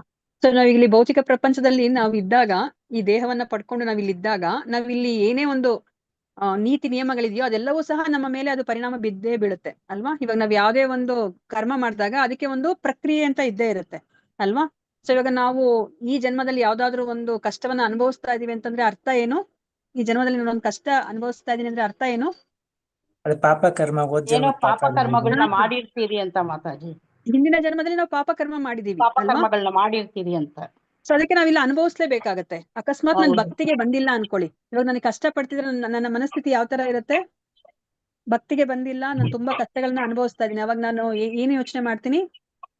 ದೇವ್ರೆ ನನಗೆ ಈ ಕಷ್ಟ ಎಲ್ಲ ಕೊಡ್ತಾ ಇದ್ದಾನೆ, ನಾನು ಏನೇ ಮಾಡಿದ್ರು ದೇವ್ರು ಕೊಡ್ತಾ ಇದ್ದಾನೆ ಅಂತ ಆ ತರ ಬರುತ್ತೆ ಮತ್ತೆ ಅಲ್ವಾ. ನಾನು ಎಷ್ಟು ಒಳ್ಳೆಯವಳಪ್ಪ, ನನಗೆ ಯಾಕೆ ಇಲ್ಲಿ ಕಷ್ಟ ಬರ್ತಿದೆ, ಪಕ್ಕದ ಮನೆಯವ್ರು ನೋಡಿದ್ರೆ ಎಷ್ಟು ಕೆಟ್ಟ ಕೆಲಸ ಮಾಡ್ತಿದ್ದಾರೆ, ಅವ್ರು ಎಷ್ಟು ಚೆನ್ನಾಗಿದ್ದಾರೆ ಅಂತ ನಮ್ಗೆ ಅದು ಒಂದು ಕ್ವಶನ್ ಮಾರ್ಕ್ ಆಗಿ ಉಳಿಯುತ್ತೆ. ನಾನು ಯಾಕೆ ಕಷ್ಟ ಪಡ್ತಾ ಇದೀನಿ ಅಂತ ನಮ್ಗೆ ಅದ್ ಅರ್ಥನೇ ಆಗೋದಿಲ್ಲ ಅಲ್ವಾ. ಸೊ ನಾವ್ ಎಷ್ಟೇ ಅದು ಕರ್ಮಗಳನ್ನ ನಾವು ಅನ್ಕೊಂಡ್ರು, ಕರ್ಮ ಥಿಯರಿ ನಾವು ಯೋಚನೆ ಮಾಡಿದ್ರು ಹಿಂದಿನ ಜನ್ಮದ ಕರ್ಮದ ಫಲ ಅಂತ ಅನ್ಕೊಂಡ್ರು ಸಹ, ಸೊ ನಾವ್ ಇವಾಗ ನಮ್ಮ ಮನಸ್ಥಿತಿ ಯಾವ ತರ ಇರುತ್ತೆ? ಸೊ ನಾವು ಬೈಕೋತಾ ಇರ್ತೀವಿ, ಭಗವಂತನನ್ನು ಬೈಕೋತೀವಿ, ಅಥವಾ ಯಾರ ಮೇಲನಾದ್ರೂ ಅದನ್ನ ಏನ್ ಹೇಳ್ತೀವಿ ಅದನ್ನ ಹೊರಿಸ್ತಾ ಇರ್ತೀವಿ. ಇದ್ರಿಂದನೇ ನನಗೆ ಹಿಂಗಾಯ್ತು, ಇವರಿಂದನೇ ಹಿಂಗಾಯ್ತು ಅಂತ ಹೇಳ್ಬಿಟ್ಟು ನಾವು ಎಷ್ಟು ನೊಂದ್ಕೊಂಡು ಅದನ್ನ ಬೈಕೊಂಡು ನಾವು ಜೀವನ ಮಾಡ್ತಾ ಇರ್ತೀವಿ. ಒಂದ್ ಕಷ್ಟ ಬಂದಾಗ ನಾವು ಅದ್ರ ಜೊತೆನೆ ನಾವು ಜೀವನ ಮಾಡ್ಲೇಬೇಕಾಗತ್ತೆ. ಆದ್ರೆ ಇಲ್ಲಿ ನಮ್ಗೆ ಏನನ್ನ ಹೇಳ್ತಾ ಇದಾರೆ, ಇಲ್ಲಿ ಅಕಸ್ಮಾತ್ ಭಕ್ತಿ ಮಾರ್ಗಕ್ಕೆ ಬಂದಿರೋರು ಮನಸ್ಥಿತಿ ಇಲ್ಲಿ ಯಾವ ತರ ಇರುತ್ತೆ ಅಂತ ಹೇಳ್ತಾ ಇದಾರೆ. ನೀವು ಅಕಸ್ಮಾತ್ ನೀವೇನಾದ್ರೂ ಕಷ್ಟಗಳನ್ನೇನಾದ್ರೂ ನೀವು ಪಡ್ತಾ ಇದ್ರೆ ಅದನ್ನೆಲ್ಲ ಸಹಿಸ್ಕೊಂಡು, ಸೊ ನೀವೇನ್ ಮಾಡ್ಬೇಕು? ಭಕ್ತಿಲಿ ಮುಂದುವರ್ಕೊಂಡು ಹೋಗ್ಬೇಕು. ಯಾವ ತರ ಮುಂದುವರ್ಕೊಂಡು ಹೋಗ್ಬೇಕು?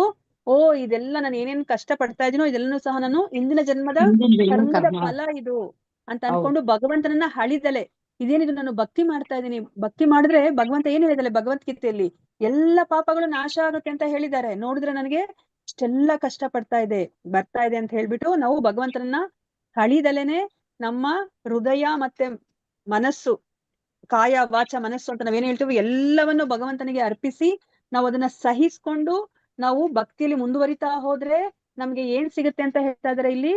ನಾವು ಭಗವಂತನ ಕೃಪೆಗೆ ಪಾತ್ರರಾಗಿ ನಾವು ಮೋಕ್ಷಕ್ಕೆ ಪಾತ್ರರಾಗ್ಬಿಡ್ತೀವಿ. ಯಾವ ತರ ಮೋಕ್ಷಕ್ಕೆ ಪಾತ್ರರಾಗ್ತೀವಿ ಅಂತಂದ್ರೆ ನಾವು ಹಕ್ಕುದಾರರಾಗ್ಬಿಡ್ತೀವಿ. ಹಕ್ಕುದಾರರಾದಾಗ ಅವ್ರು ಕೊಡ್ಲೇಬೇಕು, ಅಟ್ ಎನಿ ಕಾಸ್ಟ್ ನಮಗ್ ಕೊಡ್ಬೇಕು. ಇವಾಗ ಹೇಗೆ ಒಬ್ಬ ತಂದೆಗೆ ಒಬ್ಬ ಮಗ ಇದ್ದಾಗ ಆ ಮಗನಿಗೆ ತಂದೆಯ ಆಸ್ತಿಯಲ್ಲಿ ಹಕ್ಕುದಾರನಾಗ್ಬಿಡ್ತಾನೆ, ಬರ್ಲೇಬೇಕು ಅವನಿಗೆ. ಯಾವಾಗ ಬರ್ಬೇಕು? ಆ ಮಗು ಜೀವಂತವಾಗಿದ್ರೆ ಅವನಿಗೆ ಸಿಕ್ಕೇ ಸಿಗುತ್ತೆ ತಂದೆಯ ಆಸ್ತಿ. ಅದೇ ತರನೇ ನಾವು ಅಲ್ಲಿ ಆತರ ಭಕ್ತಿಯಲ್ಲಿ ನಾವು ಜೀವಿಸ್ಕೊಂಡು ಹೋಗ್ಬಿಟ್ರೆ ಏನಾಗುತ್ತೆ? ನಾವು ಮುಕ್ತಿಗೆ ನಾವು ಅರ್ಹರಾಗ್ಬಿಡ್ತೀವಿ ಅಲ್ವಾ. ಅದೇ ನಮ್ಗೆ ಇಲ್ಲಿ ಒಂದು ಪ್ರಶ್ನೆ ಬರ್ತಾ ಇದೆ, ಇದೇನಿದು ಭಗವದ್ಗೀತೆಯಲ್ಲಿ ಕೃಷ್ಣ ಹೇಳಿದ್ರು ನಮ್ಗೆ ನಾವು ಹರಿನಾಮವನ್ನ ತಗೊಂಡ್ರೆ ನಮ್ಮ ಪಾಪಗಳೆಲ್ಲ ನಾಶ ಆಗೋಗುತ್ತೆ ಅಂತ ಹೇಳ್ಬಿಟ್ಟು. ಹೌದು, ಎಲ್ಲ ನಾಶ ಆಗುತ್ತೆ. ಆದ್ರೂ ಸಹ ಅದರ ಒಂದು ಏನ್ ಹೇಳ್ತಾರೆ, ಸ್ವಲ್ಪ ಸ್ವಲ್ಪ ಉಳ್ಕೊಂಡಿರುತ್ತೆ, ಅದರ ಶೇಷ ಉಳ್ಕೊಂಡಿರುತ್ತೆ ಅಲ್ವಾ. ಅದಕ್ಕೆ ಭಗವಂತ ಏನ್ ಮಾಡ್ತಾರೆ? ಆ ಶೇಷವನ್ನ ಹೋಗ್ಲಾಡ್ಸ್ಲಿಕ್ಕೆ ಅವ್ರು ನಮ್ಗೆ ಇನ್ನ ಹೆಚ್ಚು ಕಷ್ಟ ಕೊಡ್ತಾರೆ. ಅದಕ್ಕೆ ನಾವು ನೋಡಿರ್ಬೋದು, ಭಕ್ತಿಗೆ ಬಂದಾಗ ನಮ್ಗೆ ಹೆಚ್ಚು ಕಷ್ಟಗಳು ಬರುತ್ತೆ. ನಮ್ಗೆ ಅರ್ಥನೇ ಆಗೋದಿಲ್ಲ, ಇದೇನಿದು ನಾನ್ ಭಕ್ತಿಗೆ ಬಂದಿದ್ದೀನಿ. ಅದಕ್ಕೆ ಎಷ್ಟೋ ಜನ ಬಿಟ್ಟೇ ಬಿಡ್ತಾರೆ. ಅಯ್ಯೋ ನಾನ್ ಮೊದ್ಲನೇ ಎಷ್ಟೋ ಚೆನ್ನಾಗಿದೆ, ನೋಡಿದ್ರೆ ಇಲ್ಲಿ ಭಕ್ತಿಗೆ ಬಂದ್ರೆ ಎಷ್ಟೊಂದ್ ಕಷ್ಟಗಳು ಬರ್ತಾ ಇದೆಯಪ್ಪ ನನಗೆ, ಏನಿದು ಅಂತ ಹೇಳ್ಬಿಟ್ಟು ಅವ್ರಿಗೆ ಅರ್ಥನೇ ಆಗೋದಿಲ್ಲ ಅಲ್ವಾ. ಆದ್ರೆ ಭಗವಂತನ ಕರುಣೆ ಅಂತ ಅರ್ಥ ಮಾಡ್ಕೊತಿಲ್ಲ. ಯಾಕೆಂತಂದ್ರೆ ಭಗವಂತ ಅದನ್ನ ಅವರು ನಮ್ಮ ಎಲ್ಲ ಪಾಪಗಳನ್ನ ಅವ್ರು ಒಂದೇ ಜನ್ಮದಲ್ಲಿ ಅವ್ರು ನಮಗ್ ಕೊಡೋದಿಲ್ಲ, ಎಲ್ಲಾ ಜನ್ಮಗಳಿಗೆ ಅವ್ರು ವಿಸ್ತರಿಸ್ತಾ ಹೋಗ್ತಾರೆ. ಆದ್ರೆ ನಾವ್ ಯಾವಾಗ ಭಕ್ತಿಗೆ ಬರ್ತೀವೋ ಭಗವಂತ ಏನ್ ಮಾಡ್ತಾರೆ? ಅವರು ನಮ್ಗೆ ಆ ಕಷ್ಟವನ್ನ ಕೊಡ್ತಾ ಹೋಗ್ತಾರೆ. ಯಾಕೆ ಅಂತಂದ್ರೆ ಅದೇನು ಶೇಷ ಇದೆಯೋ ಅದೆಲ್ಲವನ್ನ ನಾವು ಇದೇ ಜನ್ಮದಲ್ಲಿ ನಾವು ಅದನ್ನೆಲ್ಲ ಮುಗಿಸ್ಬಿಟ್ರೆ ಏನಾಗುತ್ತೆ? ನಾವು ಭಗವಂತನ ಲೋಕಕ್ಕೆ ಹೋಗೋ ಅರ್ಹತೆನ ನಾವು ಪಡಿತೀವಿ ಅಲ್ವಾ. ಅದಕ್ಕೋಸ್ಕರ ನಾವು ಆ ಒಂದು ಕಷ್ಟಗಳನ್ನ ಕೊಡೋದನ್ನ ಭಗವಂತನ ಕರುಣೆ ಅಂತ ಅನ್ಕೋಬೇಕು. ನಮ್ಗೆ ಇನ್ನೊಂದು ಜನ್ಮವನ್ನ ಭಗವಂತ ಕೊಡ್ತಾ ಇಲ್ಲ, ಈ ಜನ್ಮದಲ್ಲೇ ಅದೇನು ಶೇಷ ಭಾಗ ಇದೆ ಅದೆಲ್ಲವನ್ನ ನಾವು ಮುಗಿಸ್ಕೊಂಡು ನಾವು ಭಗವಂತನ ಲೋಕಕ್ಕೆ ನಾವು ಹೋಗ್ಬಿಡ್ತೀವಿ ಅಲ್ವಾ. ನೋಡಿ ಎಷ್ಟು ಚೆನ್ನಾಗಿದೆ, ನಾವ್ ಇದನ್ನ ಅರ್ಥ ಮಾಡ್ಕೊಳ್ಲಿಕ್ಕೆ ಆಗೋದಿಲ್ಲ. ಸೊ ಅದಕ್ಕೋಸ್ಕರನೇ ನಾವು ಈ ಕಷ್ಟಗಳನ್ನ ಬಂದಾಗ ಅದಕ್ಕೆ ಕುಂತಿ ಮಾತೆ ಏನ್ ಹೇಳ್ತಾಳೆ, ವಿಪದ ತಂತು ಶಾಶ್ವತ್ ತತ್ರ ತತ್ರ ಜಗದ್ಗುರು ಅಲ್ವಾ. ಭವತೋ ದರ್ಶನಂ ಯಸ್ಯಾತ್ ಆ ಪುನರ್ ಭವ ದರ್ಶನಂ ಅಂತ ಹೇಳ್ತಾಳೆ ಅಲ್ವಾ. ನನಗೆ ಹೆಚ್ಚು ಹೆಚ್ಚು ಕಷ್ಟಗಳನ್ನ ಕೊಡು, ಹೆಚ್ಚು ಹೆಚ್ಚು ಕಷ್ಟಗಳನ್ನ ಕೊಟ್ರೆ ಏನಾಗುತ್ತೆ, ಅವಾಗ ನೀನು ನಮ್ಮ ಜೊತೆ ಇರ್ತೀಯ. ನಿನ್ನನ್ನ ನೋಡಿದ್ವಿ ಅಂದ್ರೆ ಏನರ್ಥ, ನಾವು ಮತ್ತೆ ಈ ಭೂಮಿನ ನಾವು ನೋಡೋದಿಲ್ಲ.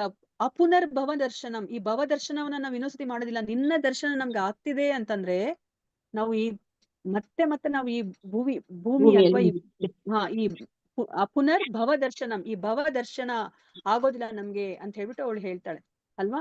ಅಂದ್ರೆ ಕಷ್ಟಗಳನ್ನ ಕೊಟ್ಟಾಗ ಏನಾಗತ್ತೆ, ನಮ್ಮೆಲ್ಲ ಪಾಪಗಳನ್ನು ನಾವು ಬೇಗ ಬೇಗ ನಾವು ಇವಾಗ ಮುಗಿಸ್ಕೊಂಡು ನಾವು ಭಗವಂತನ ಲೋಕಕ್ಕೆ ಹೋಗೋ ಅರ್ಹತೆನ ಪಡಿತೀವಿ. ಅವಾಗ ನಮ್ಮ ಮನಸ್ಥಿತಿ ಯಾವ ತರ ಇರ್ಬೇಕು, ಭಗವಂತನನ್ನ ನಾವು ಹಳಿದಲ್ಲಿ ನಾವ್ ಏನ್ ಮಾಡ್ಬೇಕು, ಓ ಈ ಪಾಪ ಕರ್ಮಗಳು ಇದು ನನ್ನ ಜನ್ಮ ಜನ್ಮಾಂತರದ ಒಂದು ಕರ್ಮದ ಫಲ ಇದು ಅಲ್ವಾ. ಆತರ ನಾವು ಅದನ್ನ ನಮ್ಮ ಮೇಲೆನೆ ನಾವು ಅದನ್ನ ಹೊಣೆಯನ್ನ ಹೊರಿಸ್ಕೊಂಡು ನಾವು ಭಕ್ತಿಲಿ ನಾವು ಮುಂದುವರಿಬೇಕು. ಭಕ್ತಿನ ಬಿಡಬಾರ್ದು. ನಾವು ಕೃಷ್ಣನನ್ನ ಹಳೆದು ಅಯ್ಯೋ ನಿನ್ನನ್ನ ಭಕ್ತಿ ಮಾಡಿದಕ್ಕೆ ನಂಗೆ ಇದೆಲ್ಲ ಬಂತು ಅಂತ ನಾವು ಹಳಿದಲ್ಲೇ ನಮ್ಮ ತನು ಮನ ಧನಗಳನ್ನೆಲ್ಲ ಅರ್ಪಿಸಿ ಭಗವಂತನಿಗೆ ನಾವು ಭಕ್ತಿಲಿ ಮುಂದುವರೆದ್ರೆ ನಾವು ನಾವು ಭಗವಂತನ ಲೋಕಕ್ಕೆ ಹೋಗೋ ಹಕ್ಕುದಾರರಾಗ್ಬಿಡ್ತೀವಿ ಅಂತ ಹೇಳ್ಬಿಟ್ಟು ನಮ್ಗೆ ಇಲ್ಲಿ ಹೇಳ್ತಾ ಇದ್ದಾರೆ. ಸೊ ಹರೇ ಕೃಷ್ಣ. ಸೊ ತುಂಬಾನೇ ಚೆನ್ನಾಗಿದೆ, ಇದನ್ನ ನೀವು ಇನ್ನೊಂದ್ಸತಿ ಓದಿ.